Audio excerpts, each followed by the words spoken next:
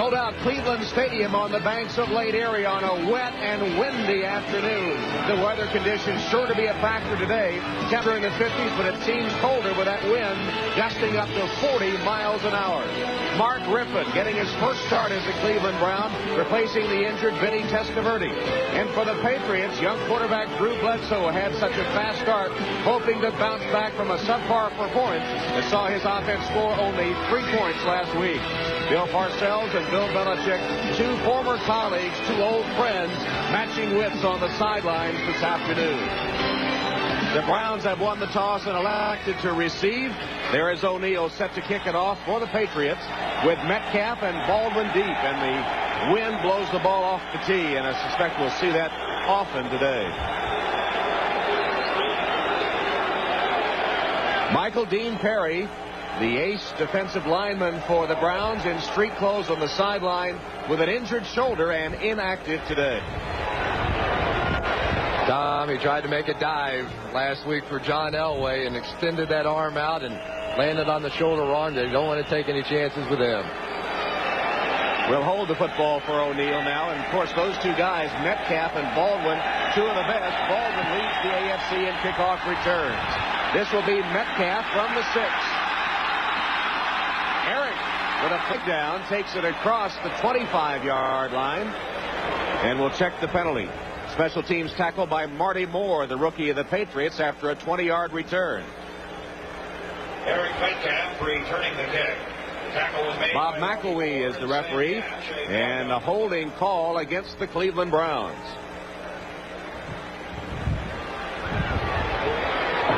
Holding, number 42, offense, going to run back, 10 yards, first down.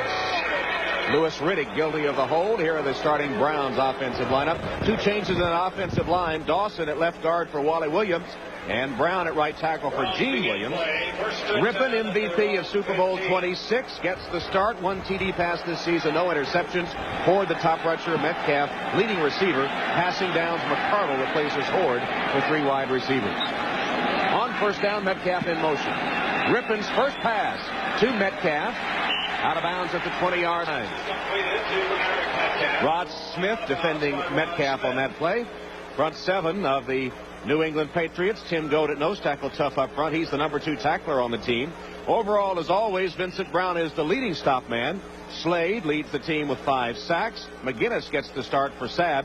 In the secondary, Hurst has 3 interceptions. And in the nickel defense, Reynolds becomes the 5th defensive back.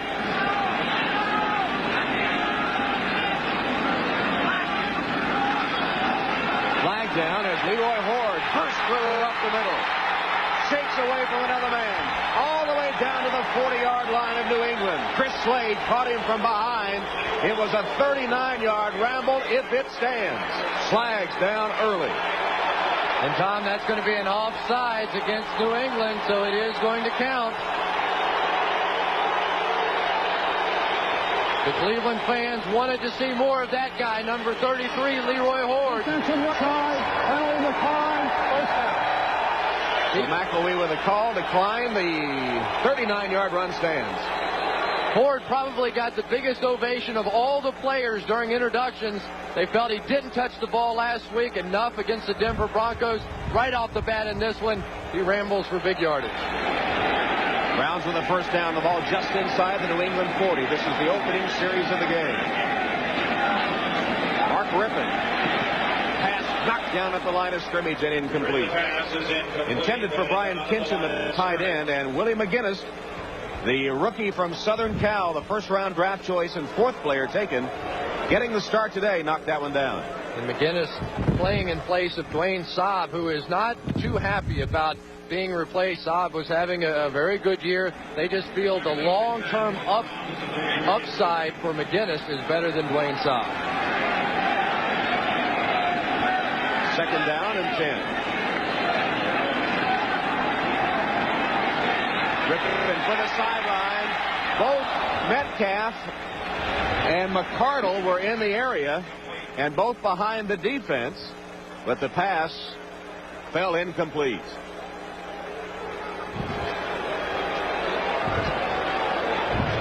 Welcome to those of you who have been watching the Falcons and the Chargers as Atlanta holds on for the 10-9 win over the hot San Diego Chargers. We're here at Cleveland Stadium. Tom Hammond and Chris Collinsworth in a scoreless first quarter. The Browns driving off the opening possession. 3rd and 10 at the 40 of New England. Nickel defense. Ricky Reynolds, the 5th defensive back for the Pats. Mark Rypien across the middle in a mix-up with McCardle, who turned one way. In the pass went the other. So the 39-yard run by Horde got them down to the 40, but then the offense stalls. It'll be 4th down and 10. There's Steve Crosby, the offensive coordinator. He says that everybody considers us to be a running football team, and they're always lining up against us in these 8-man fronts, and so it almost forces us to come out and try and throw the football on early downs. Tom Tupa to punt. It's a swirling wind on the floor of the stadium. The goalpost markers are inconclusive as to which way the wind is blowing. That one is knocked back into play, and will it be down? Yes. The ball. Now they say touchback. They changed over. It looked like they had knocked it back out of the end zone. 40-yard punt almost down. Stacey Hairston made a diving attempt to down the ball as he flew by. And at first they said down, then another official said touchback. It'll be New England ball at the 20. Here it is again. Wow, close call.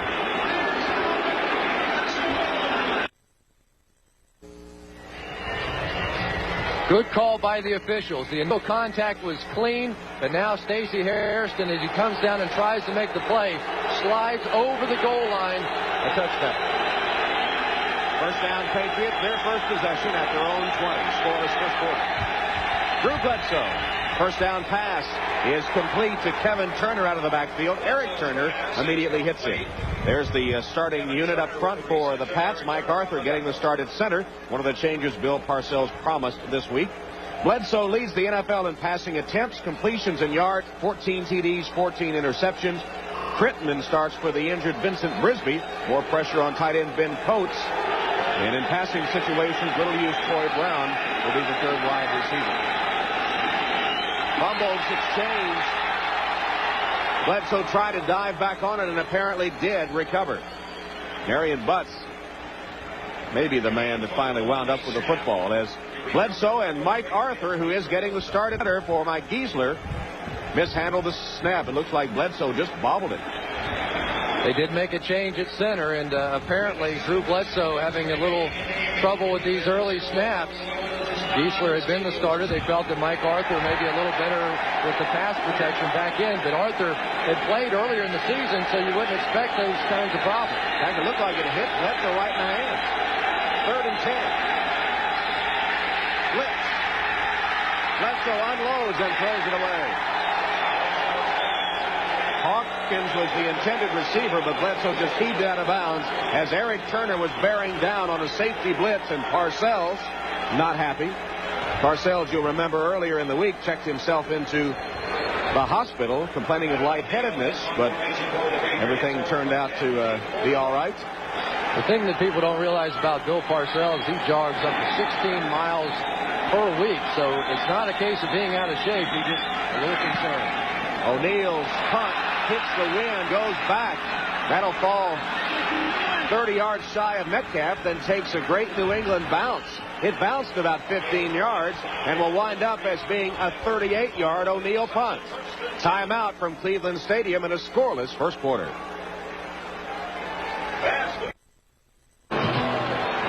From windy Cleveland Stadium, Tom Hammond, Chris Collinsworth. Second possession for the Cleveland Browns. They start at their own 43-yard line. Here's Leroy Horde. Once, bounces off, gets back to the 45-yard line. Gain of a couple of yards. William McGinnis on the stop for the Patriots.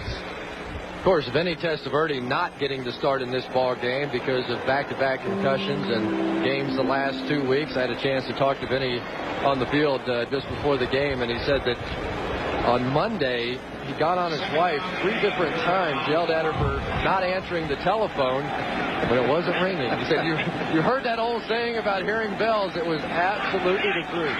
Kind of the same feeling Michael Moore had this morning, huh? Rypien diving catch made at the 21-yard line. McCardle, defended by Rod Smith, made a beautiful reception.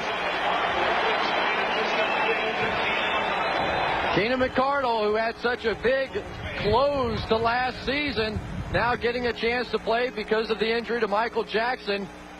What a tremendous year he had at the end of the season. Has 4 career touchdown passes, and all came in 2 games last year when he was sort of a fluke starter, and now getting more and more chances to play. That was his 5th of the season, as you saw, and he went for 34 yards. Leroy Hoard bursting free up the middle. Hit hard at the 15, the ball loose. And the Browns apparently have recovered. McGinnis in on the tackle again. The ball loose. Willie McGinnis, getting today's start, has played a whale of a first quarter to this point. And if there is a knock on Leroy Hoard, it's his inability to hang on to the football. He has had problems with fumbles throughout his career. No question about the ability. Fine runner, fine receiver. Just has a tendency to lay it on the ground. Rolling is number 33, was down by contact. No fumble. So Bob McElwee is down by contact. Always running hard. Big hit in there by Harlan Barnett. He's the one that got the ball out of there. Watch the strong safety. Huge hit right on the football. And you can see Hoard pick it up. 2nd and 5. And off is to Leroy Hoard again. Kicking his way out of bounds. After recording another Cleveland first down, Harlan Barnett got him out of bounds. Leroy Hoard running hard. The Browns without, of course, Tommy Vardell, who had done such an excellent job blocking from the fullback spot. And we talked to Leroy yesterday. He's playing with a little bit of a chip on his shoulder. He said, oh, I guess I'm good enough to play again now that Tommy Vardell is out of there. And he thinks he should have always been in the lineup. And now he's getting his opportunity. 4.5 yards average per rush. Those are great numbers in the National Football League. Hoard took a pay cut before the season and is playing hard to prove the Browns wrong. He's been the workhorse. He's inside the 10. Tim Goad on the tackle with others for the Patriots. Short gain on the play, maybe 2-3 yards. Nice play there by the defensive line from New England. Jim Brown has spent a lot of time with Leroy Hoard, working on his game, and runs with the same kind of intensity and determination that the big guy did. Well, I don't know. I don't want to commit out. Nope, stop right there. Let me ease up on that. Stop right there. Be no moving over Jim Brown. I think he's been working not only on Hoard's game, on his mind a little bit as well. Rippon's toss to Metcalf is incomplete. Pass was wide. Myron Guyton defending Metcalf.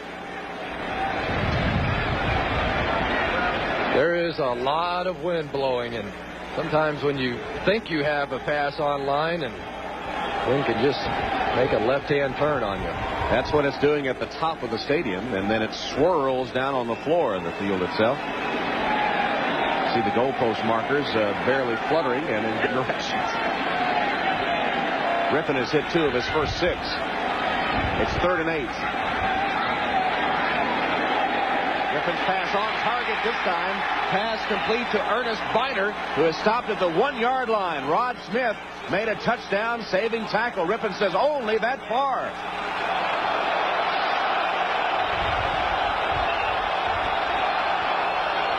They can pick up a first down. Timeout to measure it here. I don't think there's much doubt about it that Steve Crosby and Bill Belichick and Ozzie Newsome are over there talking about their next play. If this is not a first down, they'll be going for it here.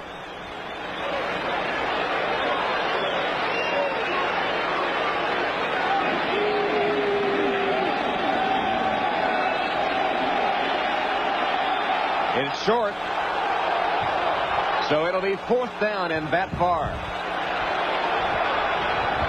The discussion continues on the sideline, and now here come the big guys. James Jones, the defensive tackle, will come in to be the blocking back in the backfield, and Rippon returns with a play call from the sideline.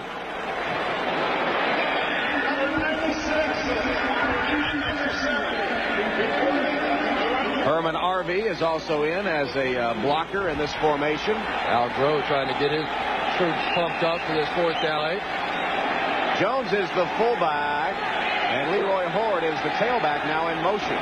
It'll be Jones pounding ahead. Didn't get the touchdown, but might have gotten the first down. All 290 pounds of him, James Jones. New England got a little penetration and got down around his ankles and really didn't give him a chance to use that big brute strength to plow his way for the first down. In that jumbo formation, Jones has carried a couple times, in fact scored a touchdown. And he might not have gotten it. The Patriots think he did not. They'll have to measure once again. It's going to be a huge stop, and Belichick going for it on 4th down and about a yard. The much maligned Patriots defense.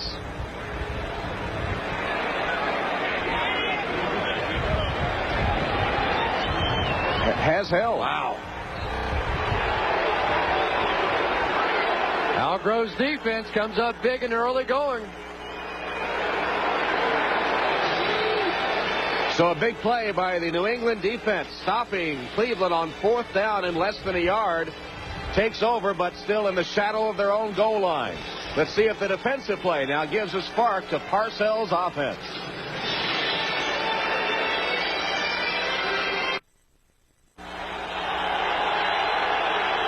Cleveland Browns trying to find out what went wrong as they were held on 4th down by the Patriots, who take over at their own 1. Kevin Turner with a yard or two tough up the middle.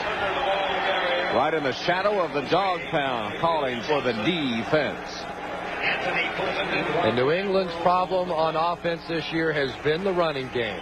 Their 2 big backs average less than 3 yards per carry. Both Marion Butts and Leroy Thompson.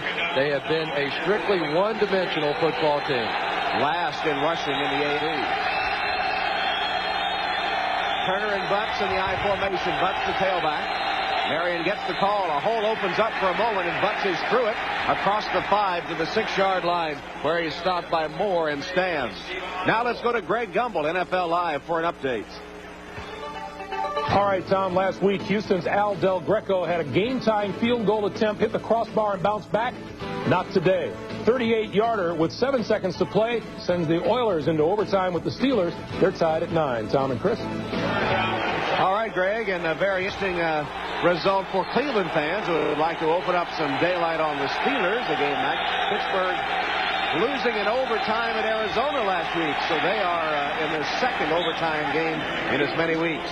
Marion Butts is across the 10 to the 11, close to the first down, hit by Eric Turner and Rob Burnett. This game sort of starting the same way that the Patriots started last week against the Miami Dolphins. They had 40 yards rushing in the first quarter and only 7 for the rest of the game. But what you've seen, at least so far, is that the Patriots are taking advantage of the fact that Michael Dean Perry out of the ball game and able to run it right between the tackles. Close enough to measure.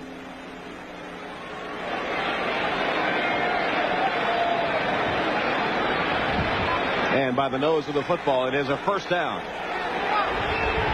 So New England, if nothing else, has gotten a little room to operate, starting on their own 1 and pounding it out to the 11 for a first down.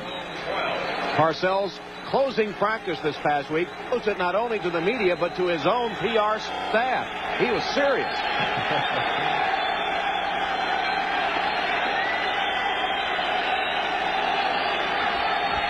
Play action pass. Bledsoe wings it complete to Turner. He's out of bounds after gaining about 7 yards. Run out by Carl Banks. And Kevin Turner really has a big role in this ball game. If they are going to double and triple team Ben Coates, the great tight end for the Patriots, then in that fullback tight end scheme that Bill Parcells likes so much, Kevin Turner needs to make the plays, and at least early in this ball game he has. Turner made a pretty grab there. Coates does not have a reception yet. We have 7 minutes left in the first quarter, scoreless from Cleveland Stadium. Hand off to Marion Butts. Butts churning out a couple of yards, maybe 3. Enough for the first down in any event. Bill Johnson on the tackle for the Browns. Another New England first down.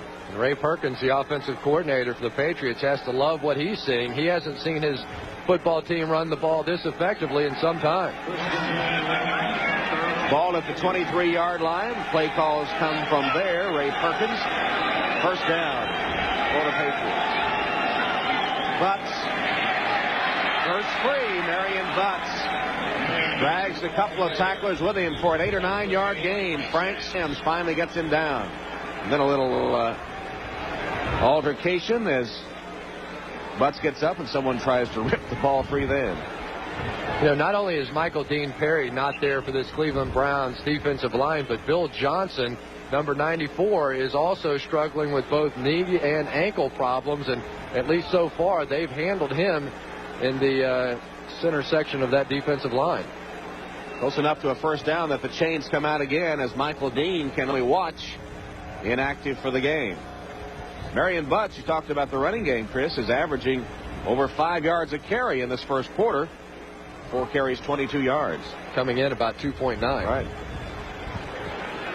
Foot or so short of the first down. It'll be second down for New England. We talked to Marion yesterday, and he basically said, hey, I'm not down on my offensive line. I know it's going to eventually happen. I just have to hang in there with those guys. I know the holes are going to come.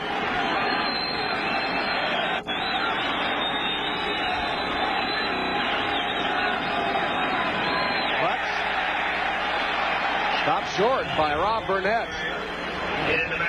Burnett getting a little penetration in it right at the line of scrimmage, stopping the play, and then giving some words after the play was over. To an eligible position. You got that, man? 68. We got it. Bob McElwee. It's Max Lane. 3rd and 1. Lane will line up at a tight end, a little extra blocking power. Normally he is a tackle.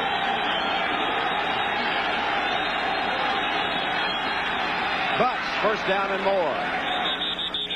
He's all the way to the 37 when Stevan Moore gets him down with help from Pepper Johnson.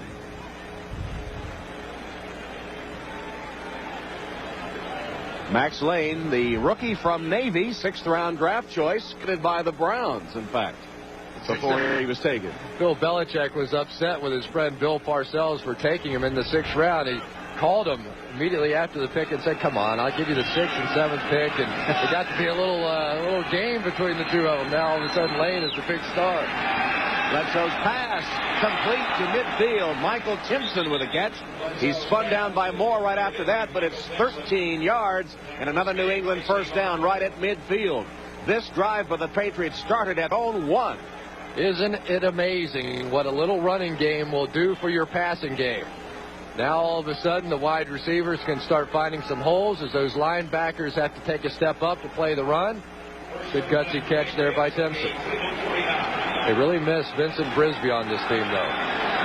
From the 49 of the Browns, Marion Butts falls forward for a yard. He was immediately hit by Tio Sangapulatelli. Vincent Brisby, the wide receiver, is not in this ball game. As a matter of fact, didn't even make the trip, and he is no question the best receiver that the Patriots have. He averages over 17 yards per catch, and all the other wide receivers under 14 yards per catch. So the big plays that we saw so frequently from Bill Parcells' offense in the early part of the season just simply have not been there lately. Nickel defense by the Browns on 2nd and 9. Hand off to Leroy Thompson. Nothing there for Thompson. Great play made by Louis Riddick from the secondary for the Cleveland Browns. And you get the feeling now that the Browns are beginning to guess. They're tired of getting beaten up with this running game, so they're bringing the safeties up. Riddick with the hit, but you also saw Stevan Moore right at the line of scrimmage. That's a great play. Here's a final score in Minnesota has nipped New Orleans 21-20 on a Warren Moon touchdown pass with 5 seconds left. Flags flying everywhere as Crittenden has it. We'll see the penalty. Stevan Moore finally stopping Crittenden, but the indication was that it was the illegal shift against Parcells and the Patriots. Illegal motion, 2 men moving, and they did not reset prior to the snap. 5-yard penalty, 3rd down. Well, no one covered Ray Crittenden on the outside. Drew Bledsoe saw it, tried to quick snap the football, but didn't get his team set before the snap. There's nobody out there. He was so eager. Yeah, Don Griffin was trying to get to his man. I don't know if they just lost track of him on the field or what. And Bledsoe was licking his chops. He couldn't wait to get the ball out there. Those big offensive linemen just don't move that fast. You can say hurry up, and they don't hurry up. They don't have that gear. 3rd and 15.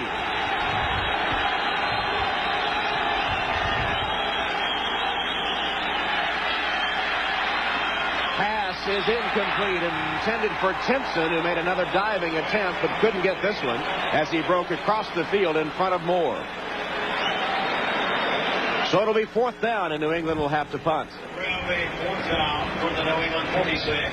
Well, it looked like Michael Timpson was there. Stevan Moore actually fell down on the play, and don't know if the wind caused the problem or not, but the throw was clearly off. Pat O'Neill will punt. Still a rather encouraging drive by the Patriots, getting out from their own 1 and showing they could get a bit of a running game with Marion Butts.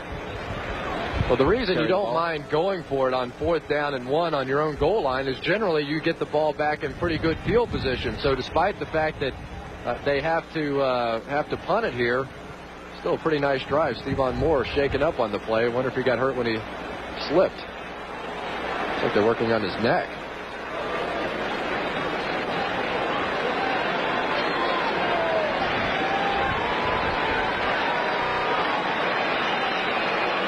Couldn't see anything happen there as he hurdled Timpson. Really couldn't see anything. May have happened when he slipped down. Just he pulled a muscle or something. O'Neill will punt.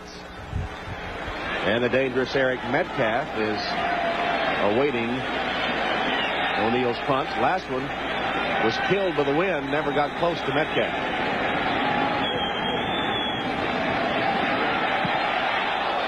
This is a good punt. Metcalf to the 10. Lets a hit there. And it dives. It'll roll to about the 5-yard line. So from their own 1, the Patriots have sent the Browns back to the 5 after a 48-yard boot. Former chairman of the Joint Chiefs, Colin Powell, wrapped up in a Cleveland Browns blanket to watch this game today. This isn't the desert here. Just across the 5, 1st down pass from Ripper. Wings it down the sideline, incomplete. That ball sailed on him, intended for Derek Alexander. Rod Smith was covering, but the pass did not look good. What a night, a big night on NBC. 2 action-packed premieres following the game. 7 Eastern and Pacific, 6 Central. The special 2-hour series premiere of the most anticipated new show of the year, Earth 2. Then William Shatner and Leonard Nimoy star in the greatest Star Trek movie of them all, the network television premiere of Star Trek, The Undiscovered Country. All tonight, starting at 7 Eastern and Pacific, 6 Central Time here on NBC. A night in space tonight on the space doubleheader. Leroy Horde nowhere. Hit immediately by Vincent Brown. The others then back Horde all the way into the end zone. His forward progress, of course, will be out at about the line of scrimmage. But the New England defense, after holding the Browns on 4th and less than a yard at their own 1. Willie McGinnis is making his presence known here early. The #1 draft pick. There's big Vincent Brown and Willie McGinnis sort of meeting at the ball carrier. And this is a much more enthusiastic football team. I wonder what Bill Parcells did to those guys while they had those closed practices. No one knows. Fairly uncomfortable week in New England. See the scores of other games flashing by. Patriots showing blitz and back out of it. Well, either they were offside or caused a Brown to False start prior to the snap. Number 66 offense. Half the distance from the goal line. 3rd down. So Tony Jones with a false start, and Belichick, after mounting a drive deep into Patriot territory, has seen the other team capture the momentum. 66 Tony Jones with the movement, but it was caused by the fact that New England brought everybody to the line of scrimmage. Looked like it was going to be a double safety blitz, and they backed out of it. That was a blitz they really got burned on last week against the Miami Dolphins. 3rd and 14 from the 2. Horde with nowhere to go.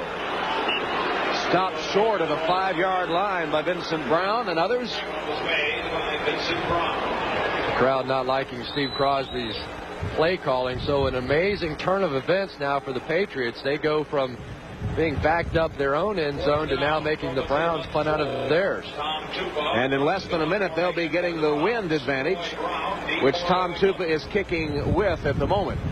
At least we assume that when you get up in the air above the stadium, the wind blowing that way. So if you get the ball high, it ought to sail a little bit. You can never tell from which way the wind is blowing here, believe me. Troy Brown. Tupa catches a not too hot snap. Brown fields it and fumbles the football. Picks it out to his own 49, but he lost a good 10 yards, having to go back to pick up the fumble. Gerald Dixon then stops it. Let's go back to NFL Live now. Greg Gumbel has another update for us. Greg? All right, Tom, at Minnesota, Warren Moon took the Vikings on an 84-yard drive, culminating with this 11-yard touchdown pass to Quadri Ismail with 5 seconds to play. Minnesota staves off the Saints' upset bid 21-20 to go to 7-2, 420 passing yards on the day for Warren Moon, Tom. All right, Greg, and what a difference Warren Moon has made in the offense of the Vikings to go with that stellar defense. They have to be considered one of the top 2 or 3 teams in the NFL at the moment. Yeah, actually, they're playing well. First down, New England. Marion Butts tripped up. He gained 3 or 4. James Jones, the man that tripped him up. Jones getting the start in the defensive front today, replacing Michael Dean Perry. And James Jones last week replaced Bill Johnson on that defensive line, so he's been playing quite a bit lately. Final 10 seconds of the first quarter. And the Patriots will just let the clock expire. They have to be encouraged with the way things have turned in this game. First quarter over at Cleveland Stadium. The Patriots and the Browns, 0-0, with the big plays so far made by New England. With producer Kevin Smolin and director Bucky Gunst, Tom Hammond, Chris Collinsworth, ready to start the second quarter at Cleveland Stadium. Scoreless game.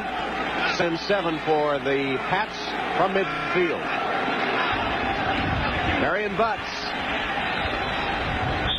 down to the Cleveland 46-yard line, hit by Frank Stams there. It'll set up a 3rd down for New England. That time New England spreading the defense by going to their 3 wide receiver look, and they were forced to walk Frank Stams out and gave him a little more room to operate with the running game. I like what the formation did.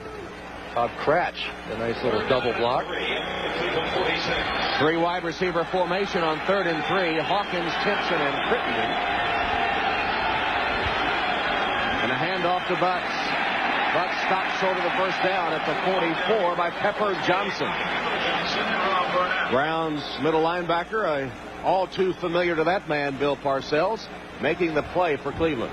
Bill Parcells went for it in a much tougher situation last week in the ball game on 4th and 1.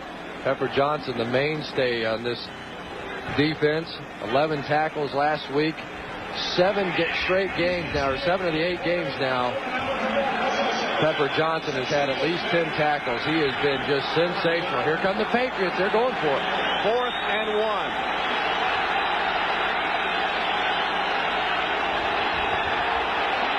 Flags down as Carl Banks came across and leveled one of the Patriots. Was he drawn aside or not? No. It'll be against Cleveland, and that will give New England the first down. Carl Banks may have been confused on that play because Ben Coates, see if he flinches at all. I have no idea what Carl Banks was thinking. Flinched and leaned and Encroachment, left defensive end. Wow. 5 yards. What a gift. What a gift for the Patriots. On 4th down, Banks jumps off sides and simply gives it to them. Everything going right for New England at the moment. It all started with that stop of Cleveland on 4th down at their own 1. That gave them a momentum, and they've been working on it ever since. Eric Turner on 1st down gets 4 yards. Anthony Pleasant makes the tackle. Meanwhile, in Pittsburgh, with the Oilers and the Steelers in overtime, Neil O'Donnell, the Steelers quarterback, getting his left knee exit, and Tom Zach is in at quarterback for the Steelers.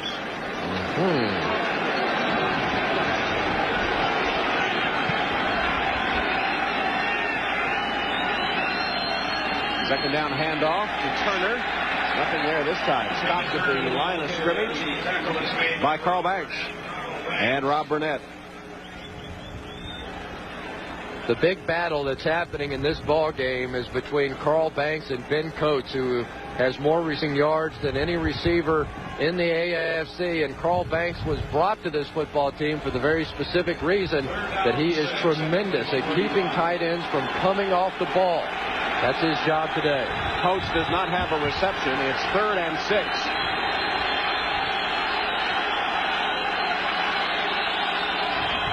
And they go on the ground to Turner, and he's got the first down. He's inside the 25 to the 22-yard line, ridden down by Louis Riddick. It's a gain of 13 and a New England first down. They crossed everybody as Turner picks the sod out of his face mask. Again, I say Michael Dean Perry not there. They're running right over exactly where Michael Dean would have been. Dan Footman giving chase. But this has been a very unusual day. I don't think that Nick Saban can believe that the Patriots are running the football this well against his defense. First down at the 22 of Cleveland. Marion Butts to the 20. 2-yard gain on first down with a tackle by Eric Turner and Andy Pleasant.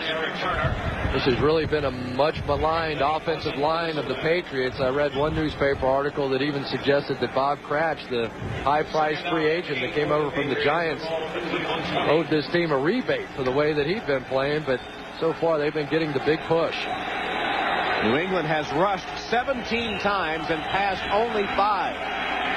New England takes a timeout on that one. Their first timeout.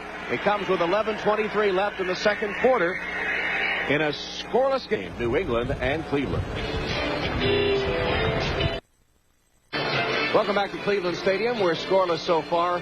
Chris, maybe the reason the Patriots are running so much, even though they haven't done it successfully all season, is the passing conditions. You've been in that situation in this stadium a lot in your days with the Bengals. What's it like? The best way to catch the football here is to not look at it. If you stare at it too long, it'll never be in the same place. You watch it, it sort of does like this, and you just try and knock it down the best you can. It's a windy afternoon at Cleveland Stadium, and that swirling wind on the field is very unpredictable.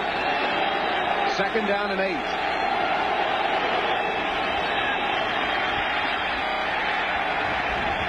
Marion Butts didn't get much.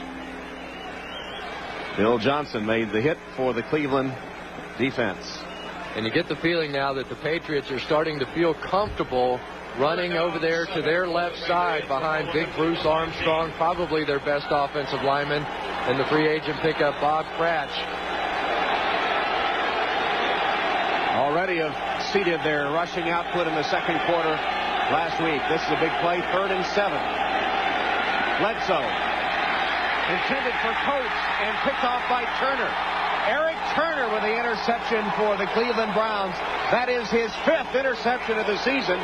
Bledsoe overthrew Coates, who had 3 men around him, and New England misses a golden opportunity to get points on the board as Turner with his 5th pickoff for the Cleveland Browns.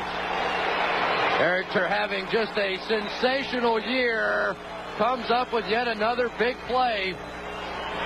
Looked like that the Patriots were on the move, but Eric Turner shut the door.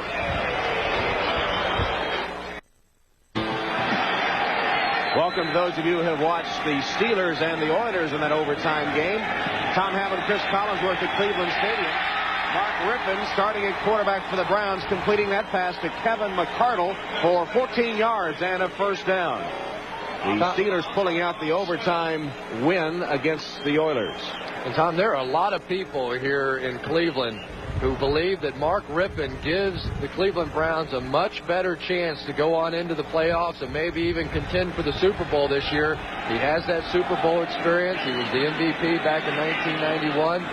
He's been down this road before. Those of you just joining us, this Cleveland possession set by Drew Bledsoe's 15th interception of the season as Eric Turner picked off Bledsoe. Metcalf on the carry, run out of bounds by Hurst with penalty markers down. Here's the interception a moment ago. This call will go against the Browns. Holding against the Browns. What teams have discovered is that you can really frustrate Drew Bledsoe if you can take away Ben Coates. Holding, number 87, offense. 10 yards, first down. There's Bledsoe trying to explain his version of it to Ben Coates. But the Browns simply are not going to give Ben Coates any room. You see Pepper Johnson following him all over the field.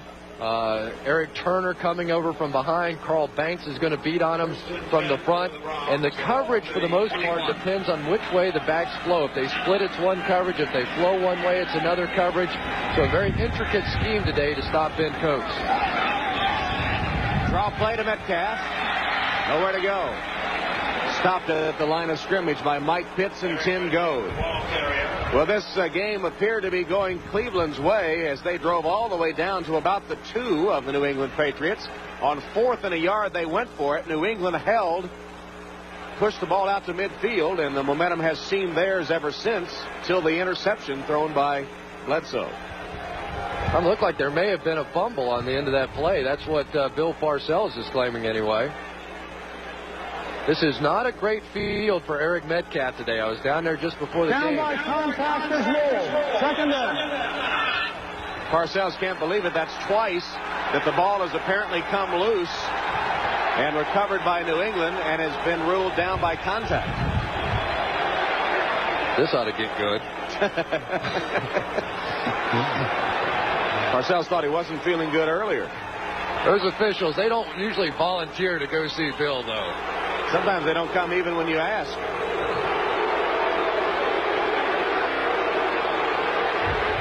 Now they're discussing the discussion. Maybe even tougher on the guys in stripes, though, if they change his call in Cleveland. They're not too far away from the dog pound. They're not too happy with each other either.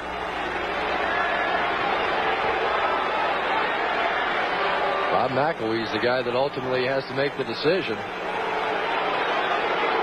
Looks like there's a dispute between the two officials as to what happened.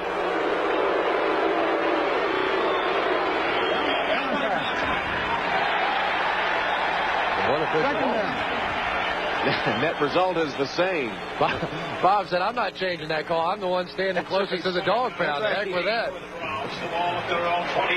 See if the ball does come loose.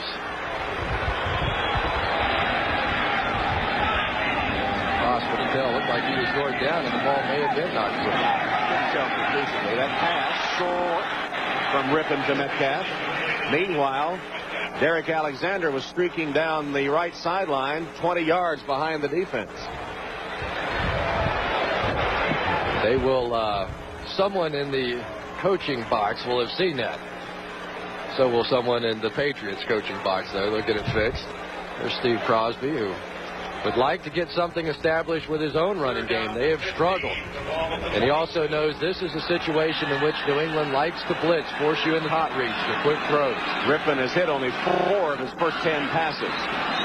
Set up the screen.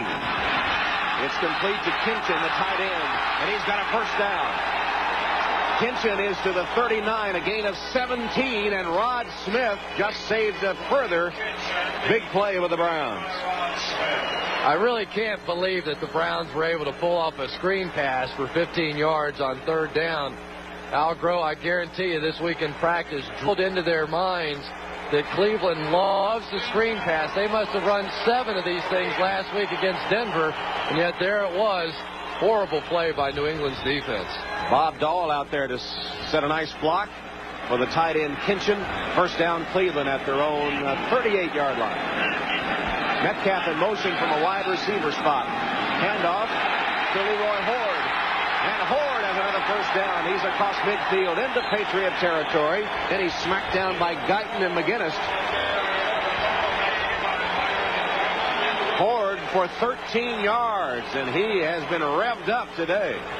If Leroy Horde can just hang on to the football, he is a tremendous back. So many skills, 9 touchdown catches a few years back, and you can see the high leg kick, the drive. He's a big man, 230 pounds worth, very difficult to bring down. Just has that flaw that they always worry about with him. The fumbles are already 69 yards with 8 minutes left in the second quarter. We're scoreless. Play action. Rippon rolls. Fires. Complete to Metcalf. Out of bounds Browns at the 30 of the Patriots. Gain of 18. Rod Smith forced him out. Big play from Metcalf, who lined up as a wide receiver that time. I don't think the Patriots can believe that Rypien got that ball between them. Looked like Harlan Barnett and one of the linebackers. It was simply thrown directly between. Look at that. Wow. Vincent Brown had his eyes on Eric Metcalf and never saw it coming. It literally went right by his shoulder, and Mark Rypien takes a shot at the end of the play. But Cleveland in business, first down at the 30 on the 8th play of the drive.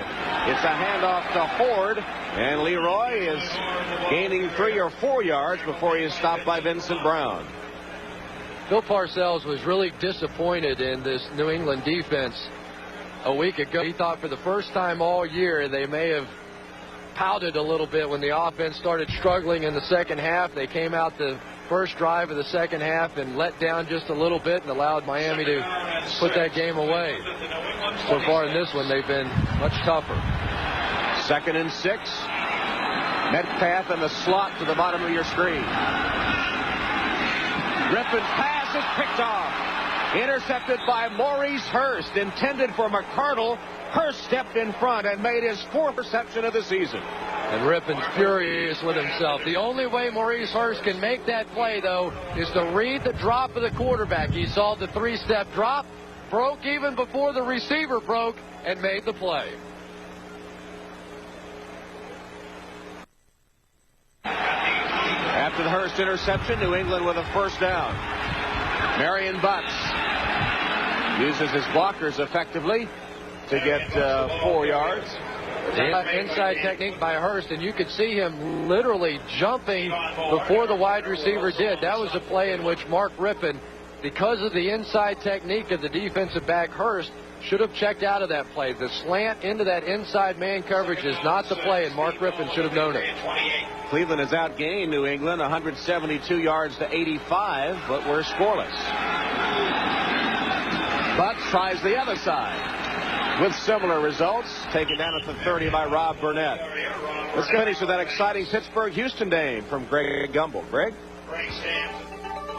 Tom and Chris, here's how it ended at the Astrodome. Gary Anderson from 40 yards out, his 4th of the day with 4:20 to play in overtime. 12-9 Pittsburgh in the first game of the season without a touchdown by either side. Tom? All right, Greg, but the Steelers escape at the Dome and keep the pressure on the Cleveland Browns in the AFC Central.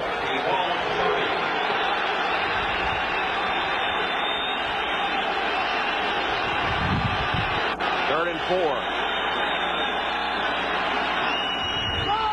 Turner made a nice cut, dives forward, and it'll be close to the first down. Spot of the football will make the difference here. Frank Stam saying no way. And it is 4th down. Bill Parcells went for it one time last week from his own 20-yard line or so. On 4th down, picked it up. Obviously not wanting to take a chance in a ball game like this, especially one in which the weather is playing such a factor. So difficult to throw the football today. Checking the other scores. The Bengals in Seattle in an odd-looking one. 7-5. Metcalf awaiting Pat O'Neill's punt. Wobbly punt that forces Metcalf backwards, and he can't field it. It'll be kicked by somebody. The Browns trying to recover it. I don't know if a Brown kick or a Patriot. If the Browns touched it, it would be a live football. And no matter who got it first at the bottom of the pile, probably won't have it now. Or still. Only the strongest survive down there. That could be a huge mistake by the Cleveland special teams, which had been one of the big reasons they are the leaders in the AFC Central. The Browns it back. Wow. And Eric Metcalf wants no part of trying to catch that football in these punts. You could see him. He just bailed out on it. Special teams have been a strength, but that one was almost a disaster. And now pushing and shoving as the players unpile, and it's still going on. We may have a full-fledged Donnybrook here. Flag has gone down. Eric Turner, as you might imagine, was right in the middle of it. Dog Pound got a kick out of it. That was right there, Allie. And it's going to be personal foul against New England. So Turner came off with a helmet. So it ends up being a positive play for the Browns. Eric Turner is a guy that was none too happy a few weeks back. He was handcuffed. 25 defense after the play. 15 yards, first down. Eric Turner was handcuffed for a traffic violation and thought that he was really taken advantage of. Not happy at all about it. Still embarrassed. Still mad. Browns narrowly avoid disaster. They had the ball first down at their own 27. Play action on first down. Rippon wide open to McCardle. McCardle was absolutely by himself. He's all the way to the 47, a 21-yard gain. Myron Guyton and Vincent Brown finally track him down. Keenan McCardle working the middle of the field. This was the same play that was there earlier. And Mark Rippon missed the pass. This time around, McCardle able to find the hole. The play action, the key. It throws Vincent Brown. McCardle, who came into the game with only 4 receptions, has 3 for 70 yards in the first half here. 3:50 left. Ford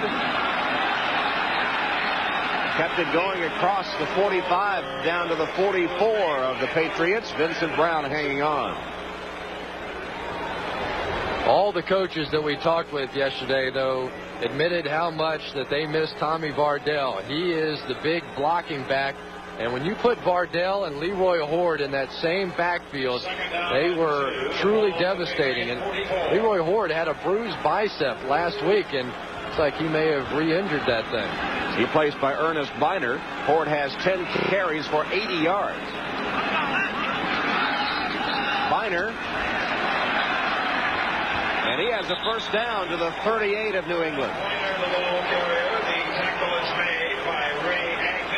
Ray Agnew made the stop for the New England Patriots, but the Browns churning out chunks of yardage with their running game. Ernest Biner and Kevin Mack. I can barely say one name without the other one, and what a great back he is here. 7th place on the all-time Browns rushing list. Of course, the fumbles we all know about. Spent time in Washington, had a great career with the Redskins, now back with the Browns.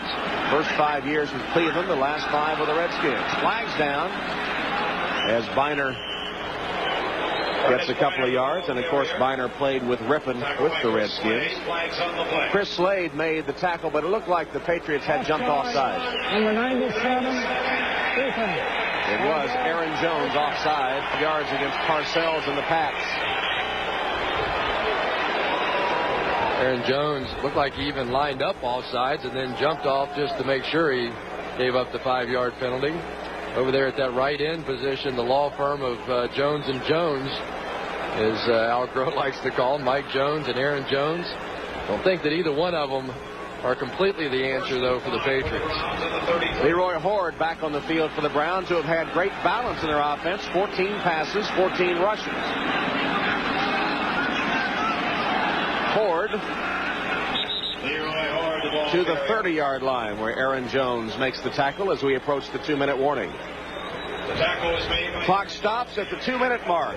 We'll pause for the 2-minute warning in a scoreless first half. There's the ultimate goal in the NFL, the Super Bowl trophy. The Vince Lombardi Trophy, signifying the champions of the world in the National Football League, and the names of Bill Parcells and Bill Belichick together, the New York Giants in 2 Super Bowls. Belichick as the defensive coordinator, Parcells the head coach, and now coaching rivals. I asked Bill Belichick about his days with Bill Parcells. I said, did he ever crack on your head for any mistakes you may have made? He said, well, we only have about 24 hours to kick off. I don't think I have time to work them all in. What did Pepper Johnson say? Somebody was fired on the sideline every week. Every week he was firing a coach.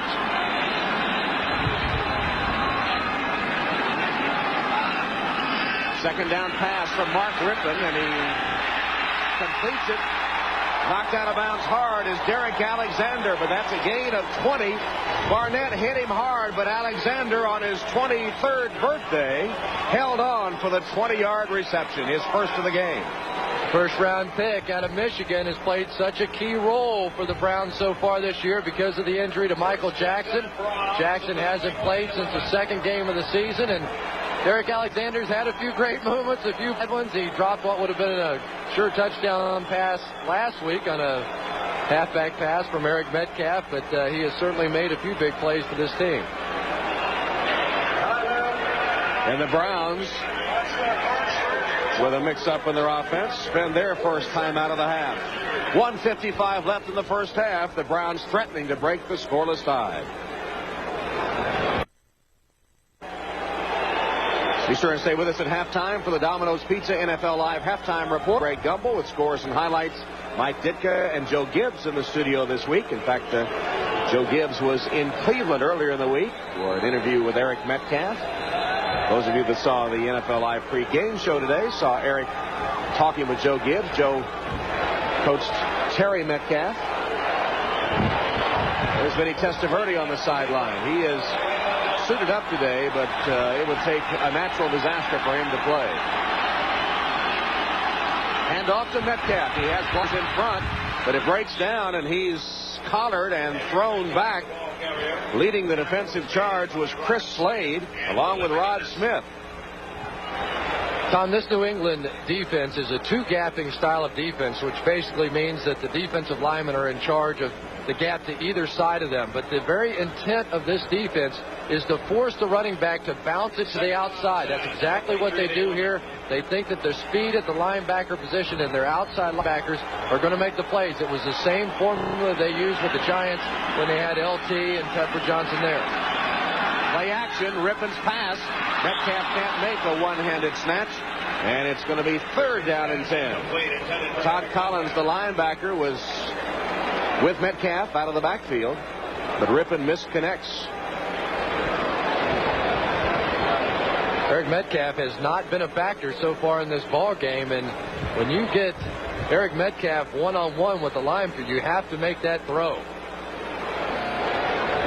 Only 1 of 4 third down conversions, an ongoing problem for the Cleveland offense, despite the fact they are 6-2. Rippon fakes one way, goes the other. Nothing there as Kinchin makes the catch, and Barnett pounces on him immediately. It'll be fourth down, and let's check in with Greg Gumbel at NFL Live.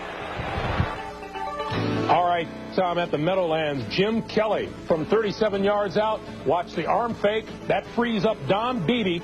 37 yards and a touchdown. The flag was against the Jets. With the extra point, Buffalo leads New York 14-3. Tom? All right, Greg, and after the upset at the hands of the Colts at Rich Stadium, it looks like the Bills are back on track.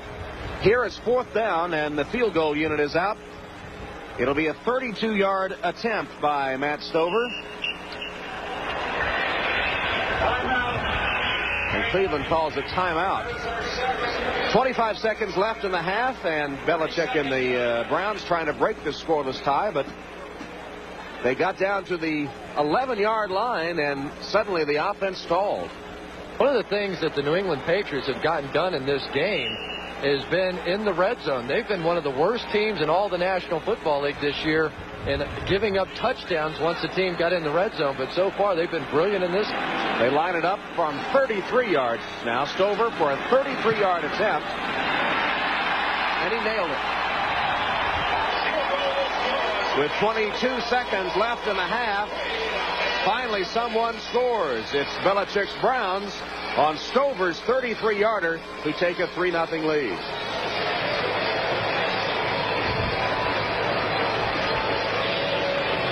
The footing is a little treacherous out there. It's wet, and I think that's a big reason why you haven't little thanks at the end of it. Nothing better than watching Bill Parcells on the side and say, well, I can't block it for you. Not totally discouraging, though, for Parcells. They prevent further damage after the Browns had a first down at the New England 11. They make them settle for 3, and there are encouraging signs in this first half for New England. One of Belichick's stories that he told us yesterday about Bill Parcells was that his big phrase was, "I can't think for everybody out here." And apparently after they had beaten the Miami Dolphins about 20-7 and really held down Dan Marino's offense, Belichick was feeling all good about himself, and the reporters came flooding over to him. They thought he was going to talk about what a great job he had done in the ball game. And Parcells had shipped them all over there because wanted to know why in the world that LT was still in the game with 2 minutes to go. He pulled his hamstring, and Bill came up with the then famous line, "I can't think for everybody out here." And it was Belichick who took the little squib kick. Taken by Troy Brown, one of the up men. He's run out of bounds by Eric Turner after a gain of 15 yards with 15 seconds left in the half. 8 of 9 games this season, the Cleveland Browns have struck first. They have won 6 games. They're 6-2. And with 15 seconds left in all this wind, do you think Parcells will play it safe here? Well, they have a pretty decent field position. Because of the wind, they wouldn't be able to kick a long field goal, even if they fumbled it or whatever. Really might as well take your shot down the field. We'll see.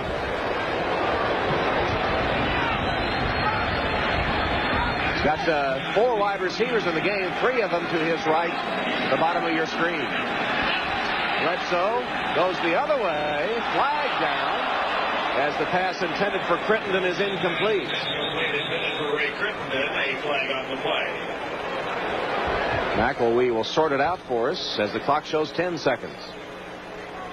Against Cleveland. Like Louis Riddick. Illegal contact, number 42 defense. That's a 5-yard penalty from the previous spot. First down. Was on Riddick. Really no harm done, though. It actually works to the Cleveland Browns' favor. Remember, the 5-yard chuck rule now strictly enforced, and Riddick was on there tying up Ray Crittenden, but they did run 5 seconds off the clock.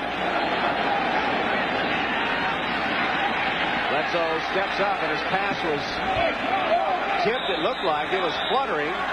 Diving attempt made by Brown. Let's see if it was good. Now they say no. No catch, incomplete. Antonio Langham was defending Troy Brown with 1 second left. Bledsoe's pass ruled incomplete, intended for Troy Brown. Such a difficult call, but it looked like maybe the ball had gotten wedged between his chest and the ground. Now you find out how strong Drew Bledsoe's arm really is. It's interesting, Bob Cratch told me just before the ball game, he was at the owners meeting last week, 8 different owners came up to him interested in Drew Bledsoe, all wanting to make a trade. Bob Kraft sticking with his young quarterback. In the quarterback challenge, he threw it 76 yards. Let's see. A Hail Mary pass is intercepted by Turner, his 2nd interception of the game. Eric Turner now with 6 interceptions on the season, 2 here in the first half, although that one came on the Hail Mary. And he's not going to let go of that football. Yeah, but that means stats right there. They both of them want it. Bledsoe's 2nd interception of the first half. He leaves the field. The first one was very costly as the Patriots were threatening to score. This one comes on a Hail Mary. So we end the first half with the Browns leading 3-0. Now let's go to Greg Gumbel in New York at NFL Live.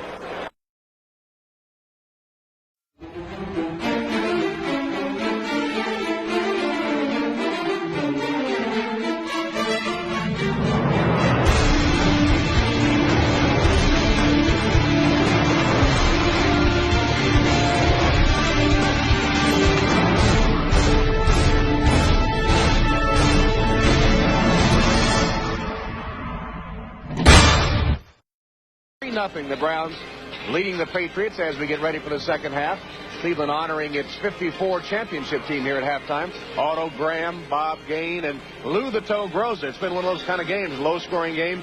Lou the Toe's kicked many field goals in the stadium, 3-0. It's got that old-time Cleveland feeling. It really does. Otto Graham probably got the biggest ovation of all those guys. Just a tremendous person. I hope that the Cleveland Browns end up playing their games here for this 100 years because it is such a great historic stadium here. And how much of a factor was the weather in that first half? Oh, a big factor. You could tell that neither team could really do anything throwing the football. It's been an all-running game so far, and really that has been the weak spot for both these football teams during the first 8 games.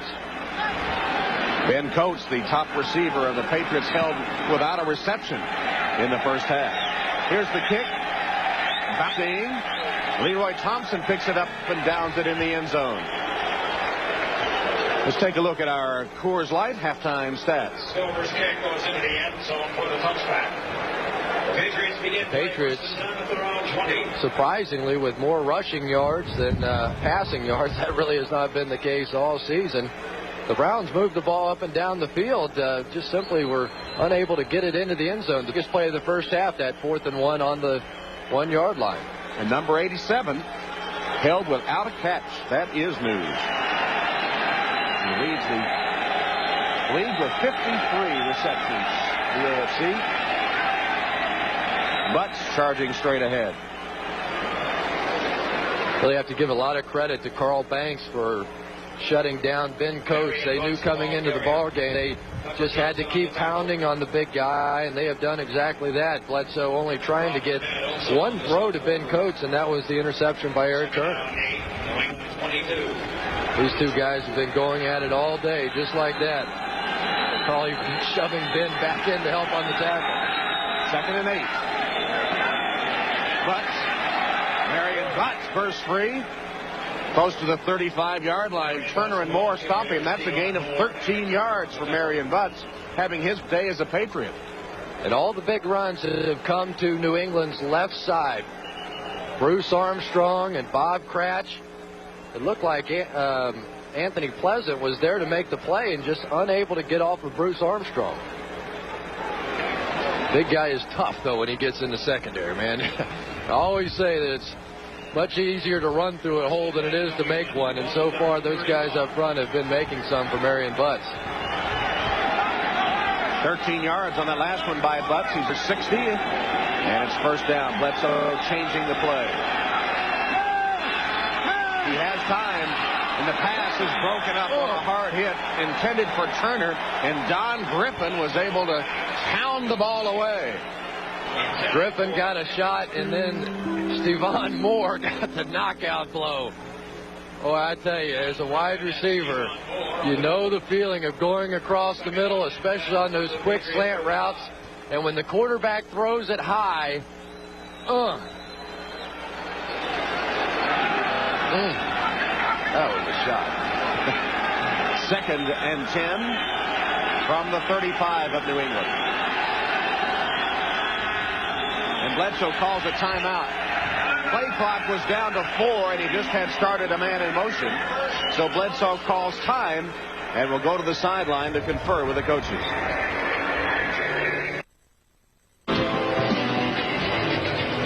Look at the Cleveland skyline, and meanwhile, Bledsoe and Parcells talk things over while we were away in that commercial. And Bledsoe now has his line set for the 2nd down play.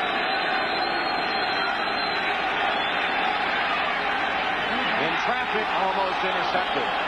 Again, he tried to force the ball to Ben Coates. The first time he tried it, it was intercepted by Turner, and Turner almost picked that one off.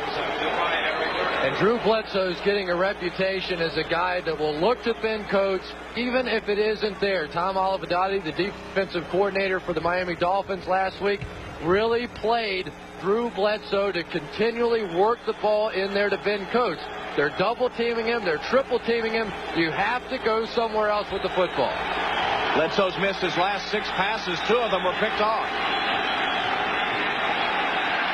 This one to Crittenden, who hangs on despite a vicious hit. Ray Crittenden went up to make a nice reception and then held on to the football when Griffin popped him. It's close to the first down. That's just simply a sensational play. Generally, when you have to catch the ball away from your body, take a hit like that and try and pull it down, you can never hold on to it. Don Griffin delivering a perfectly timed hit. You can see even the ball was bobbled, and still Crittenden made the play. And it is a New England first down. Marion Butts pounds the center of the line and gets only a yard. Tackle made by Johnson with help from Stams.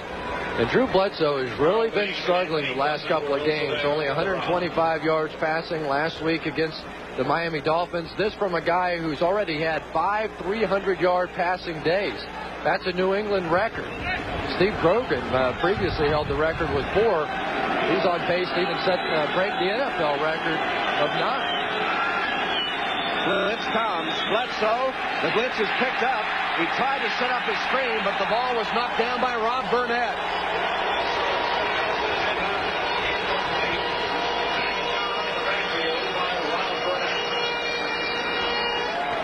The pressure now starting to get to Drew Bledsoe. The running game that was there in the first half has not been there so far in the second half. And now the Browns starting to turn up the pressure on the young quarterback. 3-0 Cleveland, 12:26 left, third quarter. New England has converted 4 of 9 third downs. This one is 3rd and 9. Here comes again. The blitz comes. Bledsoe with a quick strike. Incomplete, intended for Hawkins. And the ball came loose when Stevan Moore applied the hit. Bledsoe made the right read, but Hawkins couldn't hang on. And one of the problems the Patriots really have is their inexperience at the wide receiver position. Steve Hawkins was a free safety in college. They drafted him, converted him into a wide receiver, and these are the kind of plays that National Football League receivers make. Hawkins just with not enough experience. Pat O'Neill in punt formation. Sails toward Eric Metcalf at the 10. Now he tries to run up to get it and can't get there in time. The wind playing havoc with the flight of the ball. And it'll be down at about the 13-yard line, a 42-yard line. 3-0 Cleveland, their first possession of the second half coming up.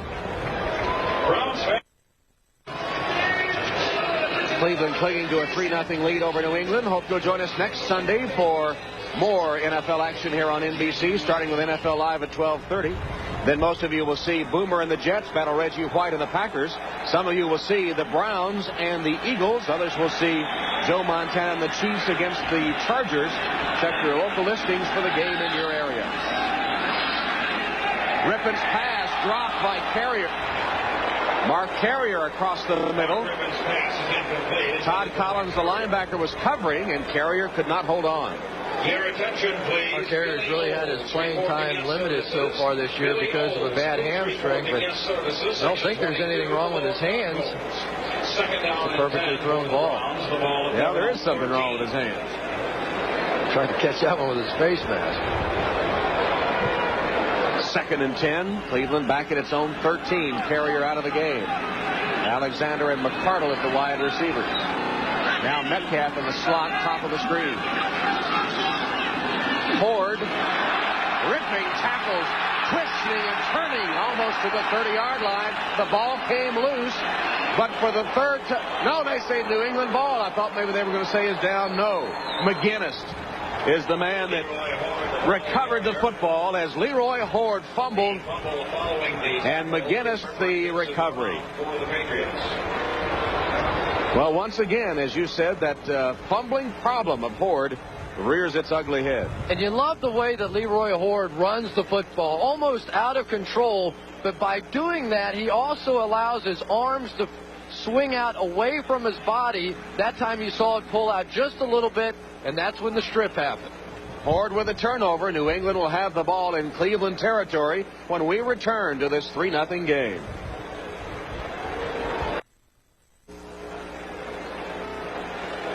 Derek Alexander was trying to block on the play just ahead of the fumble. You can see the entire pile fall on the back of his leg. He was helped off the field, and that is not good news for the Cleveland Browns. Michael Jackson still struggling with that hamstring injury, although he did practice some this past week. That would be a major blow for the Browns. Tight end Reeves is out, and Tommy Vardell is out. After the fumble recovery, New England with a first down. Marion Butts gets very little on that first down carry. Pepper Johnson in the center of the Browns defense. stopping the big running back in his tracks. He falls forward for a yard gain. He's carried 17 times for 64 yards. Second down and 9 at the Cleveland 30. After the fumble, both Steve Crosby, the offensive coordinator, and Bill Belichick came over to have a few words with Leroy Hoard. They know they have to get his head back in it.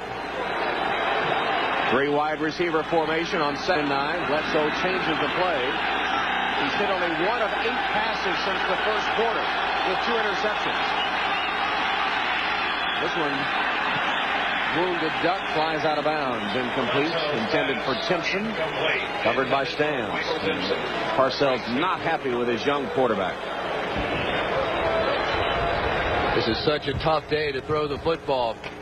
I think that maybe Drew Bledsoe may have missed some sort of a blitz read or something that was there, and then just simply threw the football away, and that's why Bill Parcells is so upset. But Drew Bledsoe has not been able to do anything throwing the football so far today. This is Bledsoe's 2nd game in Cleveland Stadium. New England won here in his rookie year last year. This pass is caught by Crittenden. Hog-collared and written down at the 19 by Griffin, but it will be a New England first down. The play covered 11 yards. And Ray Crittenden may be coming of age here in Cleveland Stadium. This is without question one of the more difficult places to try and catch the football, and he's beginning to look more and more confident catching that ball with his hands. He was a soccer player and made into a wide receiver. He's a guy with great speed. If he could just catch the ball, he could be a player in this league. Recruited as a soccer player to Virginia Tech and set a record for 15 goals in a season. On the bootleg, Bledsoe decides to run. Got away from the first man, but not the second and third. Tackled for a loss at the 20 by James Jones. Tick, tick, tick. That's not the clock you're referring to either, right? That's that time bomb over on the sideline. But they're really just nowhere to throw the football here. The Browns did a nice job of sliding their defense over, and finally the pressure gets there. James Jones makes the play. 2nd and 12 from the 21 of Cleveland. 3-0 Browns. Delayed handoff to Butts. Got away from one man. Runs over his own blocker. He's to the 15-yard line. Nice run by Marion Butts. Pepper Johnson, life and death to finally get him down. Thing that you need to make sure of here is that you get yourself in position for at least a field goal in this situation. Pepper Johnson loves this kind of football game and this kind of day. Kevin Turner did a nice job with the lead block. Finally, Pepper got off to make another tackle. 3rd and 7. Barr perhaps will be called for a field goal if this play does not pick up a first down. Bledsoe's pass across the middle. The man wide open to the 5 is Timpson. Michael Timpson has it 1st and goal. Stams and Johnson converge on him, but the damage was done as Timpson took the pass from Bledsoe. 1st and goal at the 5. Timpson, all you have to do here, just find a little hole in the zone, and that's not a little hole, that's a big hole. Pepper Johnson with a very deep drop. Surprise on 3rd down and short that gave him that much room underneath. Split backs are Turner and Butts. Butts. Nothing.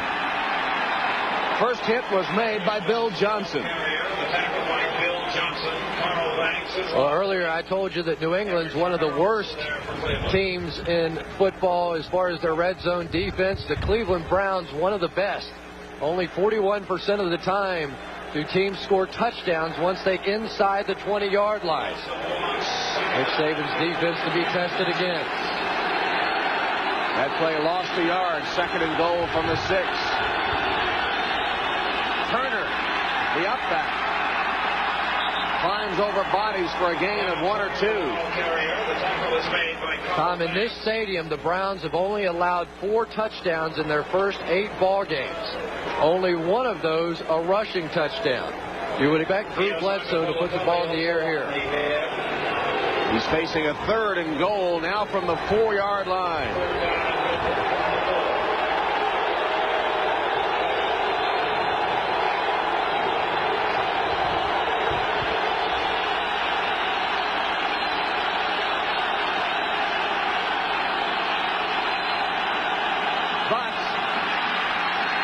Butts the 1. It'll be 4th down.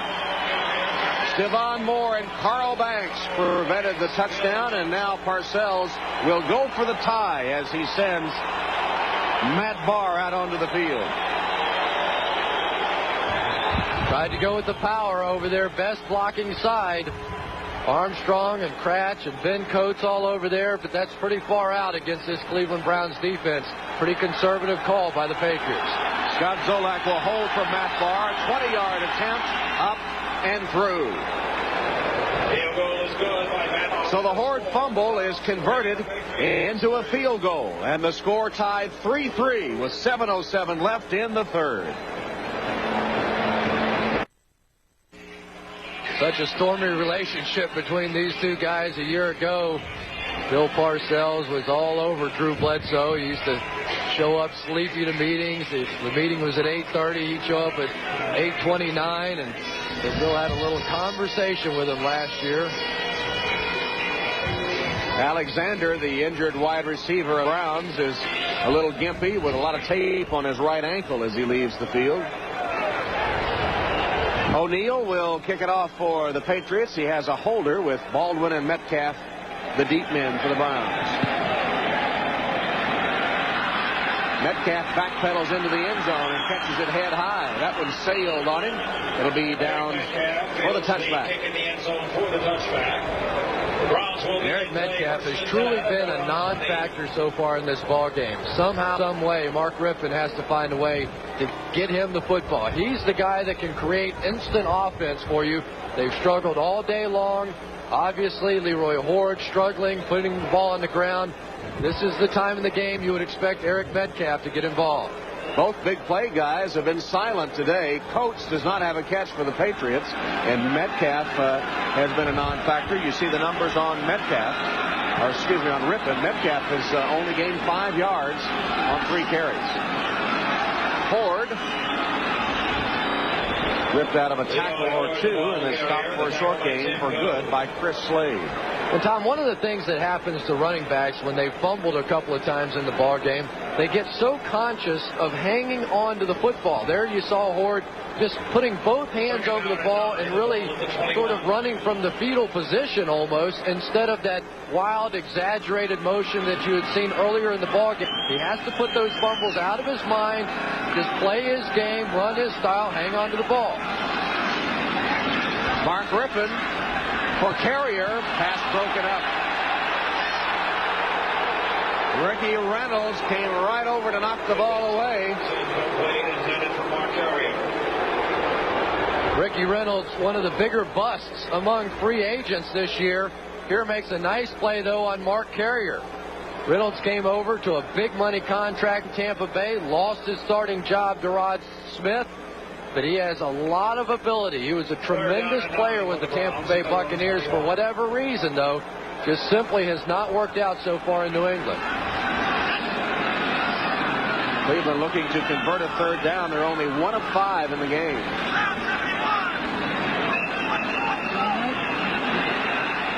Delay of game. The play clock had run down. Offense.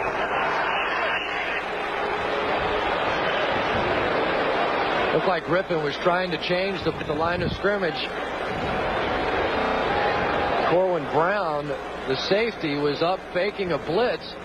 And Rypien decided to change the play and simply ran out of time. So it's now 3rd and 14 for Rypien and the Browns. Sends Metcalf in the slot to the right. Patriots show the blitz. They're not coming. Rypien with plenty of time, but nobody open. And finally is sacked. He should have thrown the ball away. Mike Jones finally sacks him. And the Browns will have to punt.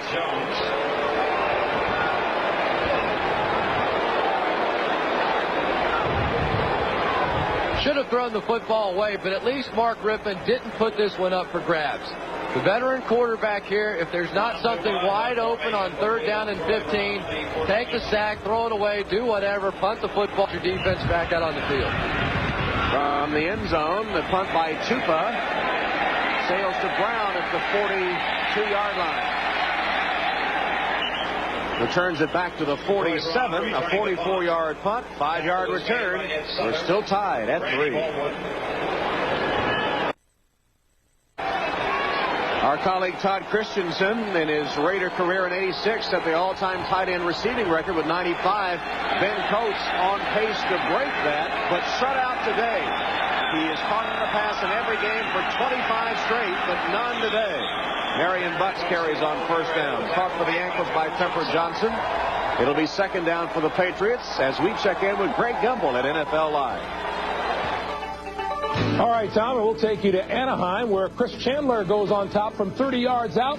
Flipper Anderson on the receiving end. Another touchdown strike for the Rams. Denver just has 2 field goals on the day, 24-6. The Rams in the lead in the third. All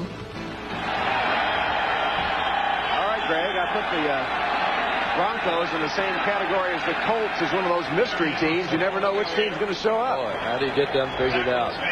It was nice to see a forward pass, though, even if it wasn't from Los Angeles. It is cold. You might get Colin Powell to pass that blanket down here. It's starting to get a little nippy. There's the wind atop the stadium. Went out jogging before the ball game today and jogged around the stadium. Could barely make it home. It just started hitting you in the face off the lake.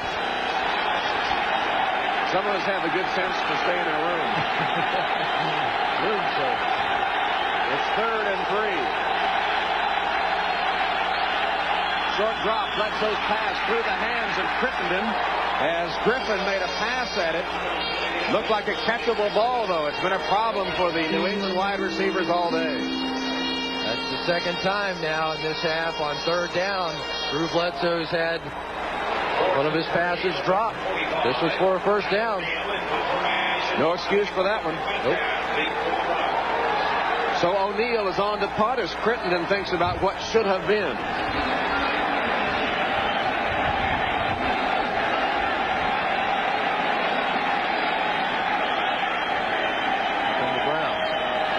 Try to block it. They look like they're going to, and they do make a run at it. But O'Neal sails it far downfield, hits and bounds into the end zone on one hop. So a touchback. It was a 45-yard punt, but the ball will come out to the 20-yard line. Don't forget, coming up on NBC tonight, 2 great network premieres for you. The 2-hour series premiere of Earth 2. It's drawn rave reviews. Get a chance to see for yourself the 2-hour premiere of the new series Earth 2, then the network television premiere of the movie Star Trek VI, The Undiscovered Country. That's at 7 o'clock Eastern and Pacific, 6 o'clock Central Time, here on NBC.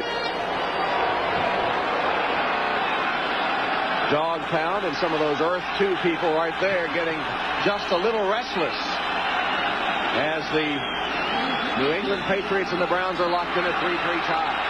Leroy Horde to the outside. Got a gain of 5 or 6 with Myron Guyton forcing him out finally. Horde has done a good job carrying the football today. His fumble, however, led to the tying field goal for the Patriots. He's now over 100 yards, 14 carries, 101 yards. But Tom, he really does have a nasty habit running the football. When he makes some kind of a move, you'll see that ball swing out away from his body, and I think that's why he's having problems fumbling the football. Not only 3 yards, I thought he had more, but he stepped out of bounds. Griffin dropped by Horde. Horde had it in the flat and had a clear first down and maybe more. Griffin did a good job of looking off the defense and then finding Horde. And let's not kid ourselves. This is a tough day. That ball is coming at you, and I guarantee you, in flight, it's changing directions about 4 or 5 different times. The best way to catch the football under these conditions is to not look at it. I know that sounds silly, but wait until the ball is right on you and then just let your natural instincts take over. If you try to follow the entire flight of the ball, it just makes your brain crazy. Looked like that time, though, he clearly had set his upfield before the ball hit him right in the middle of the stomach. Griffin across the middle. This one is complete, a first down to the 35-yard line. As McCardle catches and then is hit by Hurst and Brown. I like what Keenan McCardle did here. Instead of trying to reach out and catch it with his hands, just let that thing come on into your pads and your body so that you don't have to catch it and then bring it in. Just try to wrap your chest, your helmet, your legs, whatever you can around the football and pick up the first down. Big day for the 3-year veteran from Nevada, Las Vegas. 4 catches, 80 yards, McCardle. Leroy Horde gained 3 or 4 yards. He's already achieved a career high over 100 yards rushing. Slade and Brown on the tackle. 104 yards now, Horde.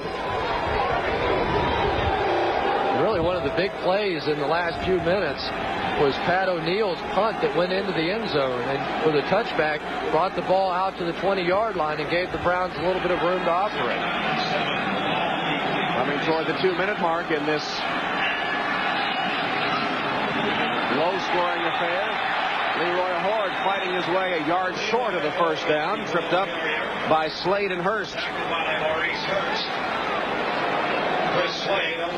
It's good to see that Leroy Horde has been able to keep his concentration now and keep his mind in the football game. It's so easy for a back or really any player that's had a rough first half or rough 3/4 of the ball game to have a tendency to hide and not want to put his feelings and emotions on the line. There's a guy that never had a problem with it. Big Jim Brown. Well, Horde has had 16 carries, 111 yards. Both are career highs. They came up just short of the yardage needed for the first down. Just can't help but think back to Thurman Thomas in that Super Bowl when he had the fumbles in the first half and really just seemed to disappear in the second half. At least Leroy Horde has kept himself in the football game.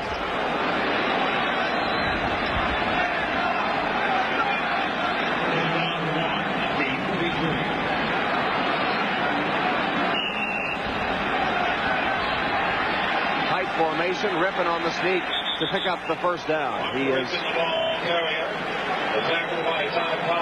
right at the 45-yard line. Todd Collins and Vincent Brown on the tackle for the New England Patriots. And now they're going to have to measure again. I thought he clearly had the first down, but not a very generous spot, and they're going to call the chains out once again to measure. It's turned cold in the darkness here at Cleveland Stadium with that wind still gusting up to 40 miles an hour. One of the reasons we had this low-scoring 3-3 game. It is a first down. And really, the Browns were built to be a cold-weather football team. They signed Walter Reeves and Tommy Vardell and Ernest Beiners and Leroy Horde, all the big, powerful kind of guys to take it during the November and December cold-weather games. But most of those guys now suffering injuries. They have a clear yardage advantage in this game, but only 3 points. Horde with a pass reception. Made the first one miss and then is banged down at the 45-yard line of the Patriots for a 12-yard gain. Tackle made by Jones back upfield. Nice run by Horde after he made the reception.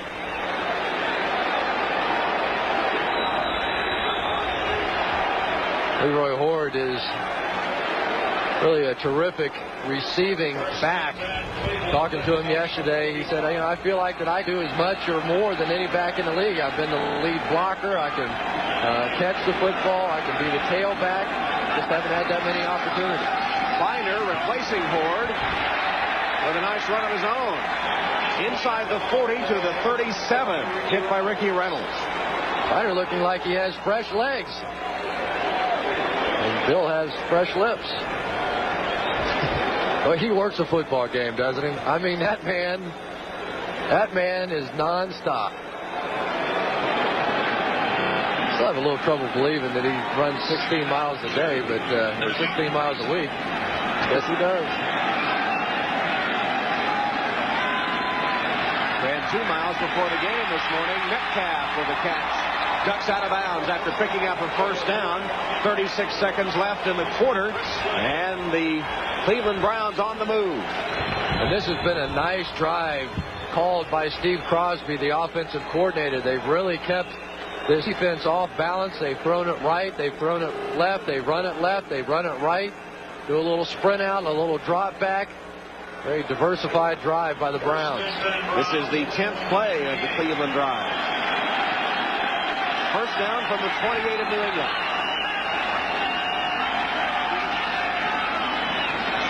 Biner can't get outside, so he lowers his head and pounds to the 24-yard line. Tackled by Ricky Reynolds. Reynolds and McGinnis on the tackle as the third quarter will come to an end. At the end of the third quarter, the Browns and the Patriots tied at 3, but Cleveland threatening. We'll be back after these messages from your local station. Tom Hammond, Chris Collinsworth ready to start the fourth quarter at Cleveland Stadium. Patriots and the Browns tied 3-3. Art Modell, the owner of the Cleveland Browns, sweating this one out. Tough couple of road games coming up for the Browns at Philadelphia and at Kansas City. 6-2 record. He said if the owners had any decency at all, they'd call the season right now. Let me into the playoffs. And the Browns still trying to convince everyone they're for real. People criticize the soft schedule, but they have an excellent 6-2 mark. Here is Ernest Biner. Second down carry, stopped after a short gain. Let's go to Greg Gumbel at NFL Live for an update. At the Meadowlands, the Jets have regained the lead from Buffalo. Boomer Esiason 4 yards to Rob Moore. The 200th touchdown pass of Boomer's career, the 16th quarterback to do that, but they missed the extra point. The Jets lead by 2, 16-14, Tom. All right, Greg, and some of those touchdown passes to my partner here, CC. I really thought his career was going to fall apart when I retired. Some say he was glad to see you go. A few drops. Rip in, heave of the end zone. Contact and a flag. McCardle and Hurst were battling. Not much doubt about that one.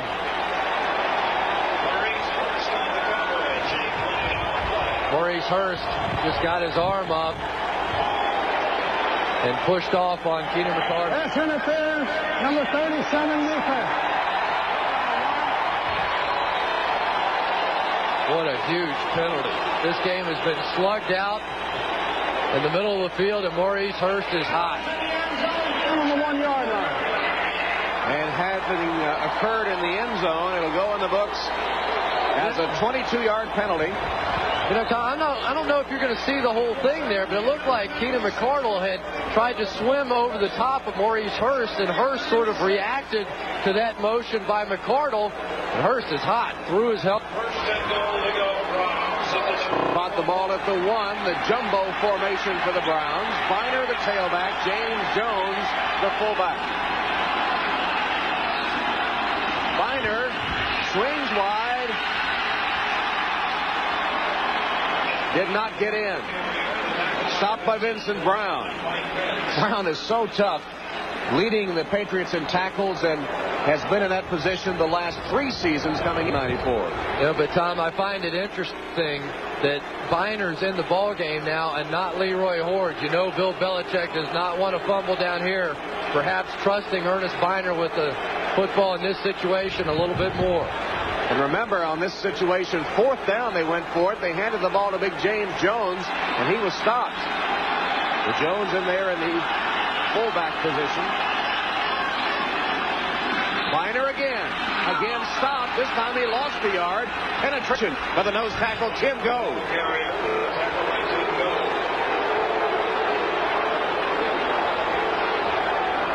This is an amazing stand so far by the Patriots. This is not their forte. Here comes Leroy Hoard into the game, and the crowd reacts. They want to see him given a shot. This Patriots team has not been good in the red zone so far in this game. They've been very stout indeed. Now they split the backs, Hoard and Jones, and Hoard in motion. Rippon will pass. Touchdown, Leroy Hoard.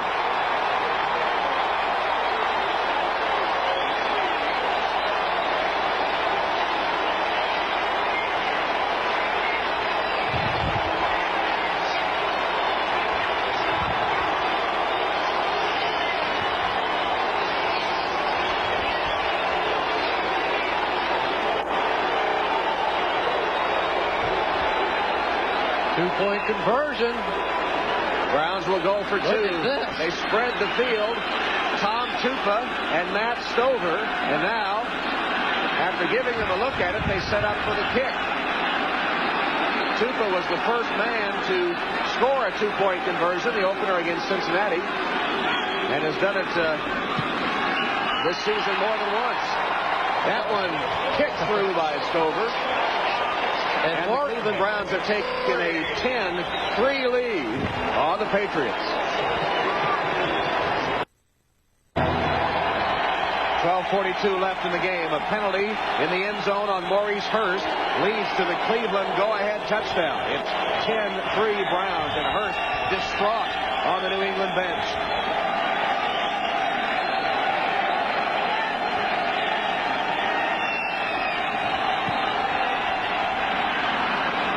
Kickoff.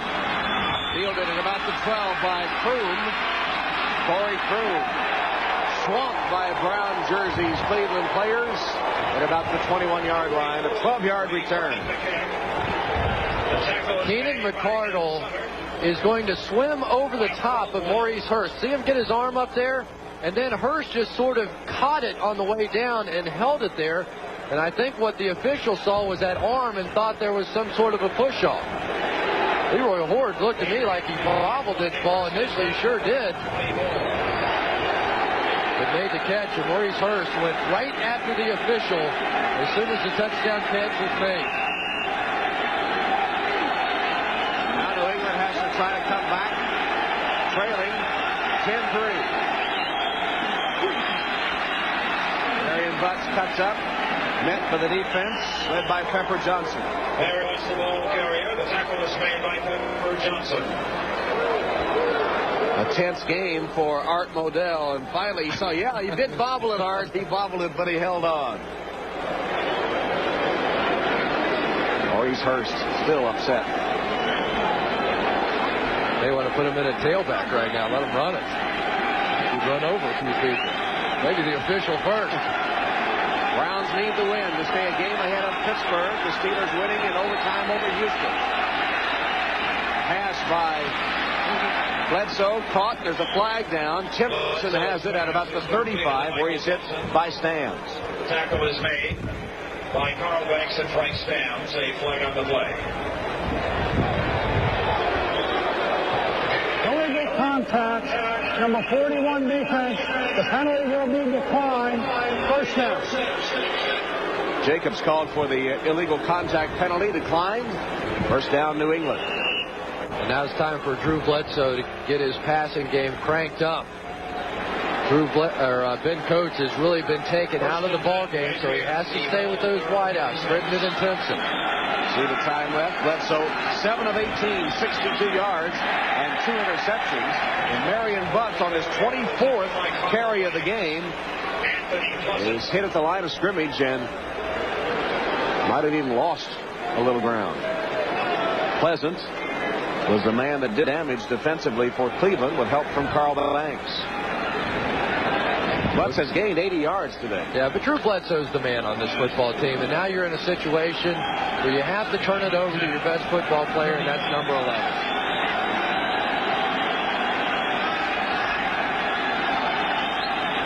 Take it to Butts. Bledsoe flips it. Intercepted. Jacobs picked it off. Intended for Ben Coates, who still is held without a reception day. And Tim Jacobs intercepts it. There's a flag down. Face mask at the end of the play on New England. And another bad throw by Bledsoe, his 3rd interception of the game. Tom, a very 5-yard face mask foul after the interception. And forced from the end of the play. First down. Just a case of shoddy fundamentals by Drew Bledsoe. He'll never get his feet set here. Try to flip it almost sidearm, underhand style. The ball sailed on him in this win, and that's why he came up with the interception. And you can see the face mask by Coates right there. Tim Jacobs in his second year. Former track star with his first career interception. Report against services, section 22, Lord. And I've seen that out of Drew Bledsoe the last couple of weeks. His footwork, not just standing still and throwing the football. He needs to get back to what he was early in the year, dropping back, planting those feet, throwing the ball. Leroy Horde on first down to the 20. And maybe Drew Bledsoe is seeing the season unravel a little bit. 3 interceptions. One of them was on a half-ending Hail Mary, which really doesn't count. But 7 touchdowns the first 2 weeks. And then things have gone sour on him. He has now 14 touchdown passes and 17 interceptions on the season. And the Patriots have to find some ways to get Ben Coates off the ball. He simply is getting tied up at the line of scrimmage. Horde dancing. Unable to get free as he falls to the 18 with McGinnis and Barnett wrapped around him. But Tom, there are a lot of ways to get your tight end off the ball. You put him in motion, you set little picks for him, you do a lot of things. But right now, defenses are just simply taking away Ben Coates. And when you do that, Drew Bledsoe hasn't found another guy that he's really comfortable throwing the football to. And until he breaks himself of that habit of just wanting to try and find Ben Coates, Patriots at least have to try and find a way to move him around a little bit and get him off the line. Coates' string of receptions in 25 straight is threatened. Rippon hit as he releases, and that one almost picked off, intended for Metcalf, but the ball sailed after Rippon was hit. Mark Rippon looking for a little respect himself. His whole family is here to see the game. Did they come to see him? Oh, they came to see their favorite Washington State quarterback, Drew Bledsoe. That's exactly right. And Mark Rippon was lucky on that play. I'm telling you, lucky. He floated that one down the middle of the field. More often than not in the National Football League, that's an interception. I guarantee you that's what Steve Crosby's telling him. Field goal attempt on 4th down. Matt Stover has one already. Flags fly, and perhaps New England jumped offside. If they did, it will be a first down. It was 4th and 3. Incredible mistake. It was a design play. It was a design play by the Browns. They went with the hard count. False start, 62 offense. Instead, it was called on Gene Williams.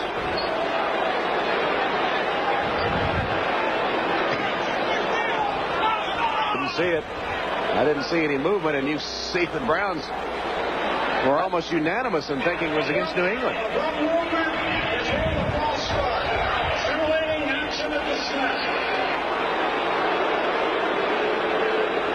You're not allowed to make any sort of abrupt movement prior to the snap of the ball. They're going to say that getting down and getting set was an abrupt movement. I can't see that. That's incredible. Honest, that's incredible. I've never seen that one called before. So the field goal attempt is up and good. Stover hits again, and the Cleveland Browns extend their lead to 10.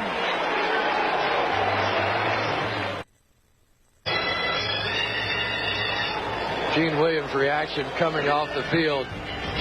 He knows they had a little trickery in store for New England on that. They tried to go with the hard count and then abruptly jumped down into their stance. I'm sure that the holder, Tom Cooper, went 34 set. And then they went down in the stance, and they did, in fact, get New England to jump off sides, but the officials flagged them for it. Didn't get the first down, but did get the field goal, and they're up 13-3 with 9:28 left in the game. 73,878 at Cleveland Stadium on this first raw day, uncomfortable day of the football season here in Cleveland, I believe. Not for those people. This is just the way they like it. Couldn't believe how they booed you, though, when our names were introduced. No, my favorite thing about a trip to Cleveland is when they say who the announcers are, and when Chris Collinsworth is announced, the boos rain down. I assume it's from your playing career, not your commentary, although I'm not too sure. Boone fumbles for a moment, picks it up, and then is banged down at the 20-yard line. Drew Bledsoe last week had a season low 125 yards passing, only 62 in the wind of Cleveland Stadium today, and 3 interceptions. Well, the year is 2192. Planet Earth is dying, and mankind must colonize a new Earth, only to find out we're not alone. That's the special 2-hour series premiere of Earth 2 tonight, following the game at 7 Eastern and Pacific, 6 Central Time here on EC. Bledsoe's pass. Ben Coates makes his first catch of the game and then is surrounded by brown shirts. Pepper Johnson at the bottom. So Coates has his string intact of receptions in 26 straight games, but little consolation at this point. That man's going to have to buy a Whirlpool after the last couple of weeks he's had. That's one of the few times he's been allowed to run off the line of scrimmage, working underneath the linebacker. His 54th reception of the season. Marion Butts crossed the 30. He should have the first down. Clock continuing to roll with 8:35 left, and the Patriots in danger of losing their 4th straight game. And this is the 2nd straight week in which this offense has really struggled. 2 good defenses, no question about it, that they played against. The Miami Dolphins defense played much better. This Browns defense, rock solid, 2nd in the league, giving up points. But this offense is not the same. Bledsoe in trouble and sacked. Back at the 25-yard line by Dan Putman, who was the first man on the scene. The former Seminole with the sack. Then Sangapulatelli and Burnett arrived as well. A lot of people wondered whether or not Dan Putman was ever going to be able to come back from some of the injuries that he suffered at Florida State. Very courageous guy, hung with it, stayed with it. Now almost 100% and beginning to be a factor for this Browns defensive line. Bledsoe's pass on target. Catch made by Crittenden, who's immediately hit by Stevan Moore. It'll be short of the first down. The Browns are really starting to clamp down, showing no respect whatsoever for the deep pass against these 2 wide receivers. They truly miss Vincent Frisbee as a guy that can stretch a defense.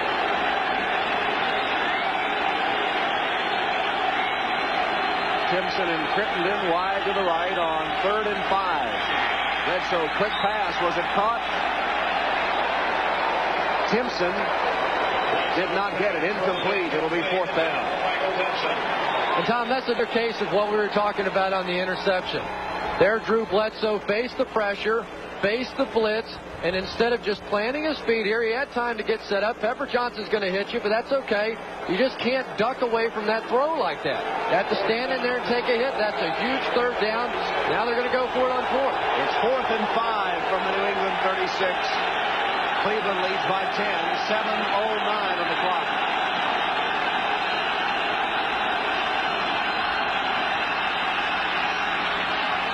Pass caught.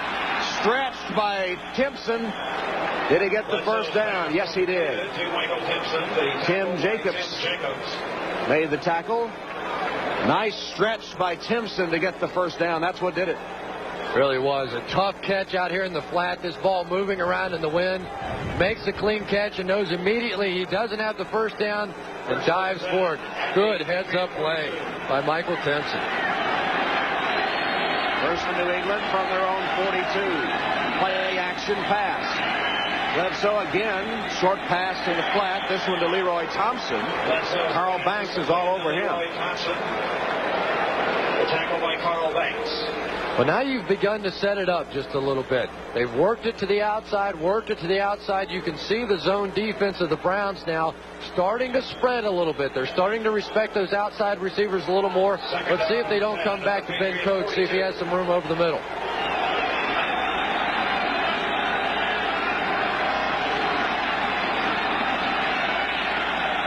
In traffic, the catch made by Coates. Pepper Johnson had good tight coverage, but Coates able to hang on. The ball spotted at the New England 49. It'll be short of the first down, third and about 2 or 3. There has been a battle going on all day between Pepper Johnson and Ben Coates. They've been beating on each other. That 5-yard bump rule really not applicable to those two guys. Blitz come. Bledsoe had it fly out of his hand as it sails way over the Cleveland bench and out of bounds. Remember me telling you about my quarterbacking days? But the record still stands, huh, at Florida? Oh, boy, I threw a bunch of them just like that. Well, they went for it before on 4th down. Have to go here. This one slipsies.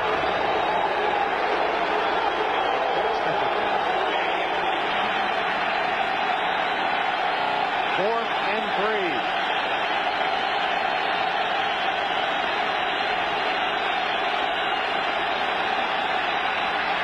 Bledsoe's pass incomplete.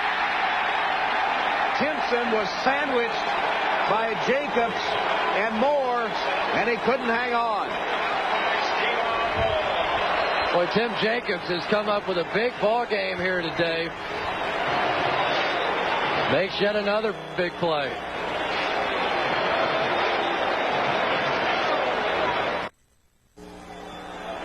Ben Coates and the New England offense have only gotten a field goal today, just like last week against Miami. And they trail 13-3.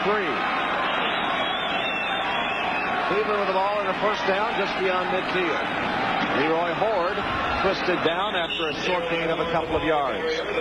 Well, back in the Kingdome first time, the Seahawks and Bengals have been going at it. Let's go to Greg Gumbel for an update. All right, Tom, in Seattle, Steve Smith from the 1-yard line scores, but the Bengals add a field goal. The Bengals looking for win number 1 of the year. Seattle, their first win since September. They're tied at 17, less than 4 minutes to play, Tom. Ball at the New England 47. Seattle, after a fast start, has gone south, and the Bengals have been playing tough the last few weeks. Their defense has been much better. Play action from Rippon, bad-looking pass. It hit Metcalf in the kneecap. Rippon's pass is incomplete, intended for Eric Metcalf. How about that for a call with a 10-point lead? Come out throwing a ball in the flat. I really thought the Browns would just go 1-2-3 punt here. Pretty tough to assess Rippon's performance today in the wind conditions of Cleveland Stadium. But not too bad. I mean, he played it like a veteran today, throwing out to the flat, trying to maintain those short ball control type of passes. But obviously the big play of the game, or the entire game, was that pass interference call on Maurice Hurst in the end zone. Led to the touchdown that broke a 3-3 tie. Cleveland has since added a field goal to lead 13-3. Rippon throwing here. Carrier can't make the diving reception in front of Reynolds. But I no longer have any doubts about Mark Rippon's arm. There were sort of rumors going around the league that his arm was no longer 100%. He had surgery a couple years back to repair a bicep tendon, but you can tell that he's throwing the ball fairly crisply. He really hasn't had any problems with it. I think all the time off, he said he spent a lot of time in the weight room and is probably stronger now than he's been in the last 2 or 3 years. Those rumors, one of the reasons that in the offseason nobody wanted him as their starter, settled for a backup role here in Cleveland.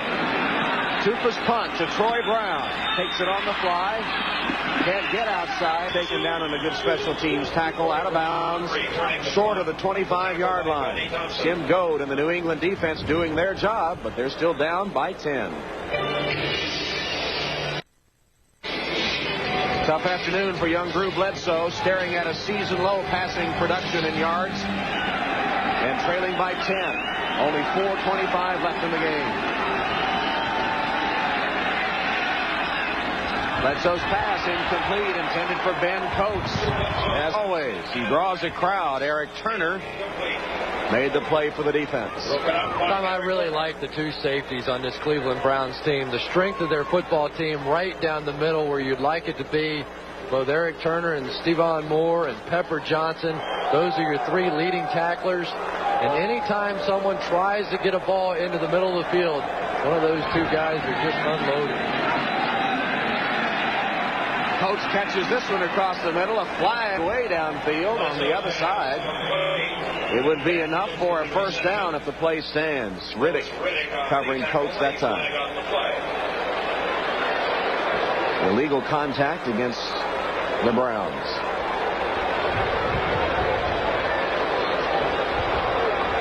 Illegal contact from the 38 defense. The penalty will be declined.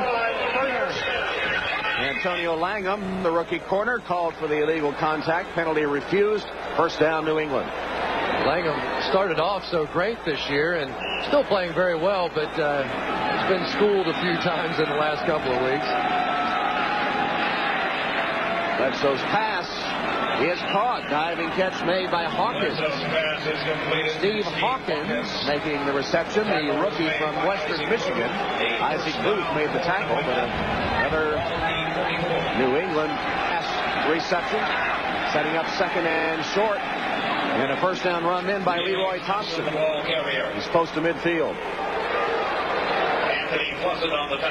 Patriots have to keep this moving. This is an offense that can be explosive, though. We've seen it early in the season.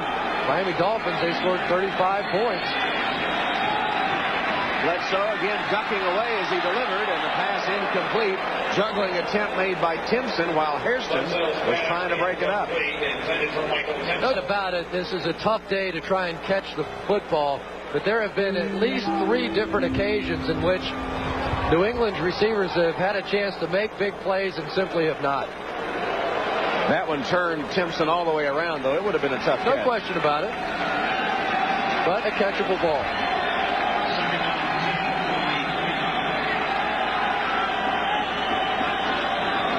Flags down.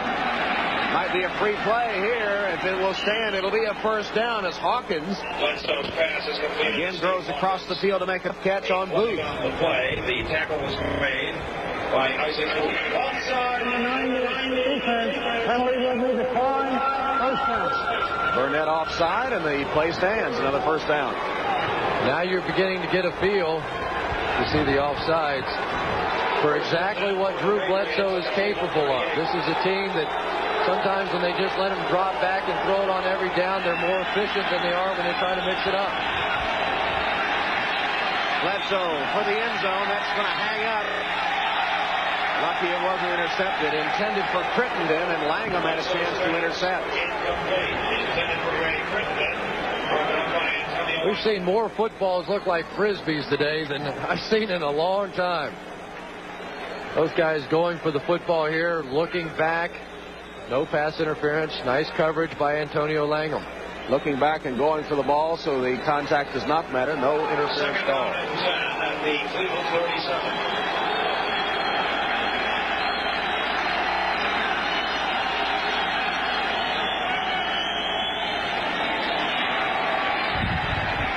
Nice catch made at the 30-yard line by Timpson over Hairston. Timpson has shown us some nice hands today. Sure has. He's so much improved over the receiver I saw a year ago. Short of the first down, however. This is a third down play. And the catch made by Timpson again, despite the shot from Booth. Now Timpson with a back-to-back fine efforts.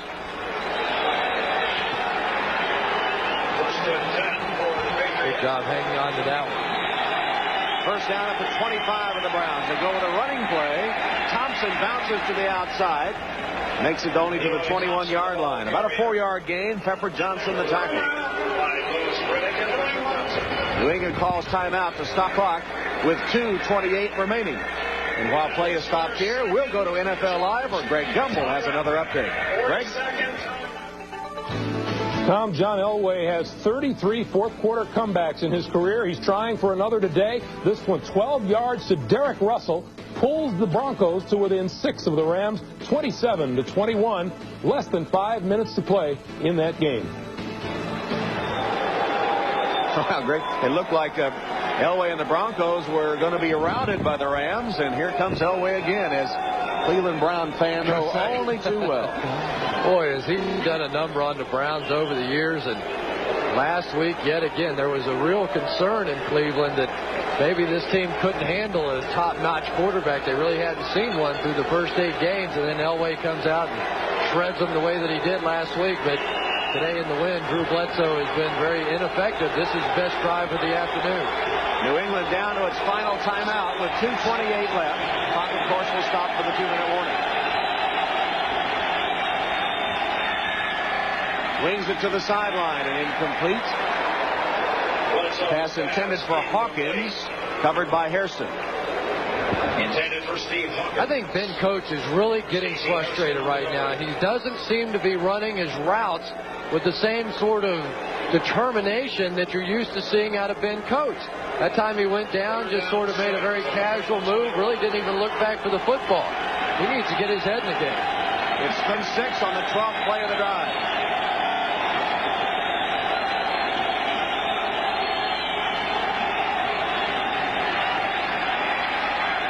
Pass dropped by Leroy Thompson. He had a step on Pepper Johnson. The pass was a little high, but catchable.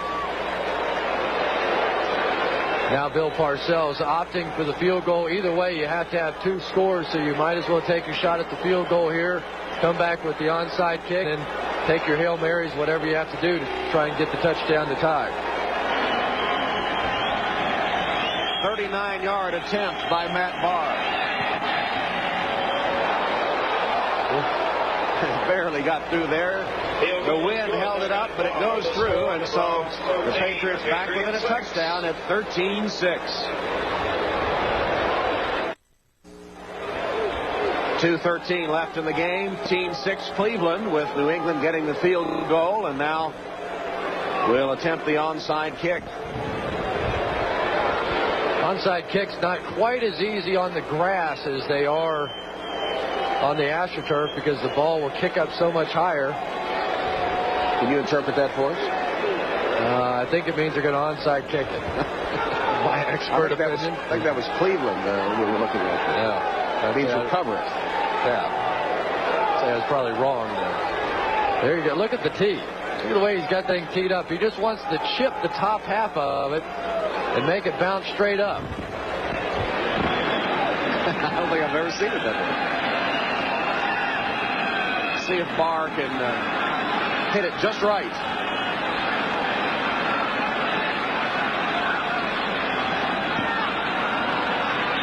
Oh, boy, great play made by one of the members of the hands team for the Cleveland Browns, Stevan Moore. For a doubt, he latched onto that thing like it had glue on it. And, Tom, that was a bad kick by Barr. You're supposed to just tip the top of it, have it bounce once, and then kick straight up in the air. Well, it never made it back to the ground. He caught the ball too flush and made it really an easy sort of a line drive out for the second baseman. And out it may be for the New England Patriots with only 2:10 left.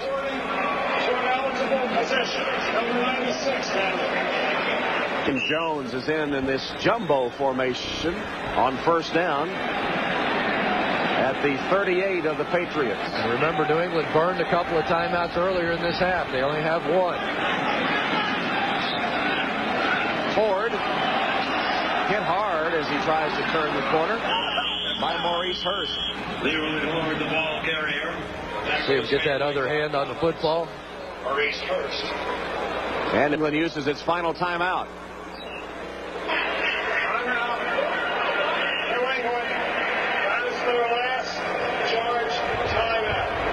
2:03 left. And one more stoppage at the 2-minute warning. Well, the Patriots will get the football back, though, if, in fact, they can hold here. They'll get it back with about a minute to go. Got the 2-minute warning, and then one more play after that. Very important game for Bill Belichick and the Browns. They have a tough second-half schedule, especially on the road. Their 4 road games, they will not be favored in any of them if the season sort of goes along as it has in the first half. So they really cannot afford a loss in their final 4 games at home.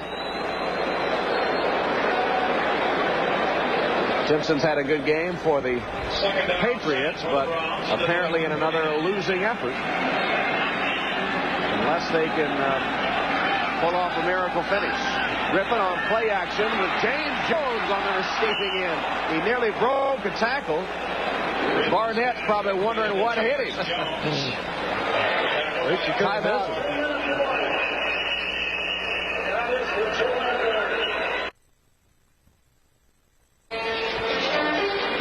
1:57 left, 13-6 Cleveland. The employee owners of Avis salute the game's MVP, Leroy Hoard of the Browns. Career high over 100 yards rushing and a touchdown reception you see there. He's the winner of today's We Try Harder award. Avis, the official rental company of the NFL. Leroy Hoard with 120 rushing yards and a touchdown reception in today's game. Career high.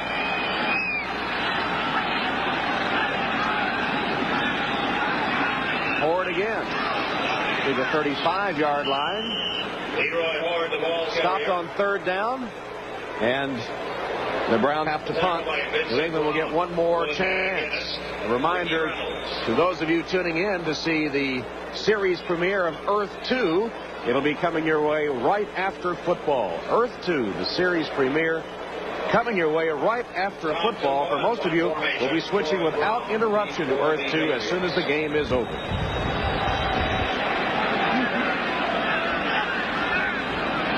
And Tom Tupa standing at midfield. Sorry, Chris. Have to make a good snap here. Pressure will be coming. They're going to take the 5-yard delay of game penalty as they let the clock tick down. They're going to punt anyway. Or did they call timeout just before the penalty? They did. They called timeout to avoid the 5-yard penalty, but they let the clock tick down to 1:11.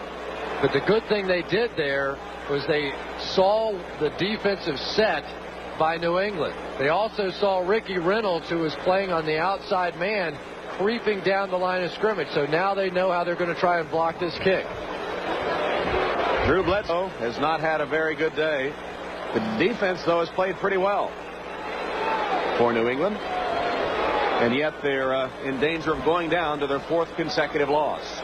And you wonder if the love affair that fans in New England have had with this team will continue in these hard times for the franchise after that very encouraging, exciting start. Well, they have sold out all their home games for the rest of the season. A big reason why, the guy right there, Bill Parcells. But this is a very difficult stretch for this football team. 4 straight games against division leaders. Tupa in punt formation with Troy Brown deep. That would kind of go straight up in the air. Takes a good Cleveland bounce and then goes back the other way. Finally, it stops spinning somewhere around the 20. Only a 16-yard punt. Benny Thompson is the man that finally downed it. So one last gasp effort for Drew Bledsoe and the Patriots offense with 59 ticks remaining, down by 7. Well, if you want to begin to build your reputation, this is how you get it done.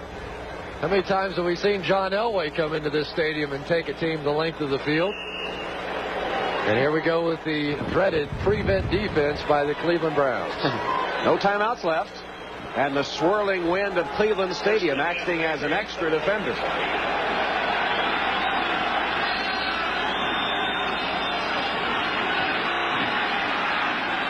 Short completion. Leroy Thompson trying to get out of bounds and does to stop the clock. But a very short game. Not enough time to do that too often.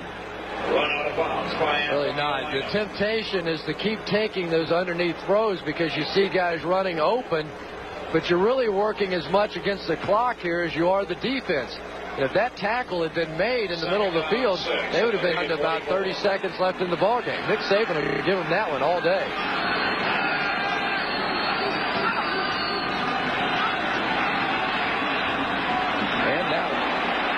Made by Thompson again right at the first down marker. He got a yard beyond, so it is first down. Hairston hitting hard with Isaac Booth. But meanwhile, the clock ticks away. You got to try one downfield here sooner or later. Maybe later. Incomplete. 28 seconds left. And Ben Coates is either exhausted or has completely lost his spirit. He literally was jogging across the field there, not trying to get open. I'm amazed. It's just not like Ben Coates to run around like that. Of course, the beating he's taken today at the line of scrimmage will exhaust you. I don't know if that's it or not, but could be.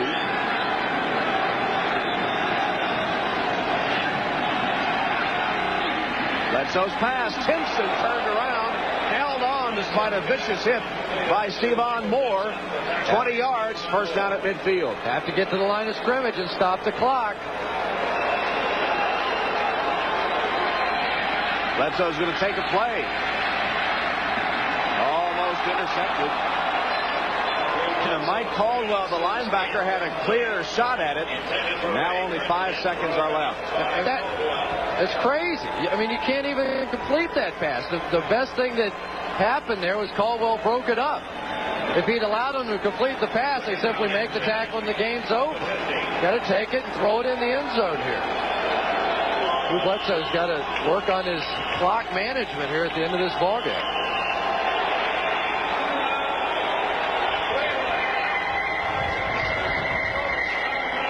Cleveland has taken a timeout. I'm not sure why. I guess to get the defense set for the Hail Mary attempt by the New England Patriots. Just 5 seconds left. Well, we know that Drew Bledsoe can throw it this far, even into the wind. We saw him at the end of the first half, and Maurice Hurst, who had that huge pass interference call. Really, that's been the entire ball game. Both these teams sort of tore up the middle of the field, and Hurst's pass interference call, no question difference. Put the ball down on the 1 yard line and set up Leroy Hoard's touchdown.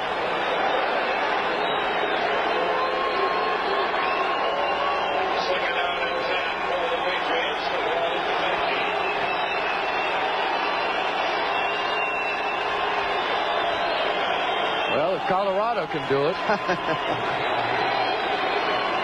Ball is astride the midfield stripe. 3 wide receivers set bottom of the screen. They've got to go for the end zone. Bledsoe throws it straight up in the air, and that may not reach the end zone. It will not. It's tipped, and it's intercepted. Intercepted by Mike Caldwell of the Cleveland Browns on the game's final play. Parcells and the Patriots lose their 4th straight as the Browns go to 7-2. For Chris Keller, Tom Hammond, except for those of you on the West Coast, now we take you to the premiere of Earth 2.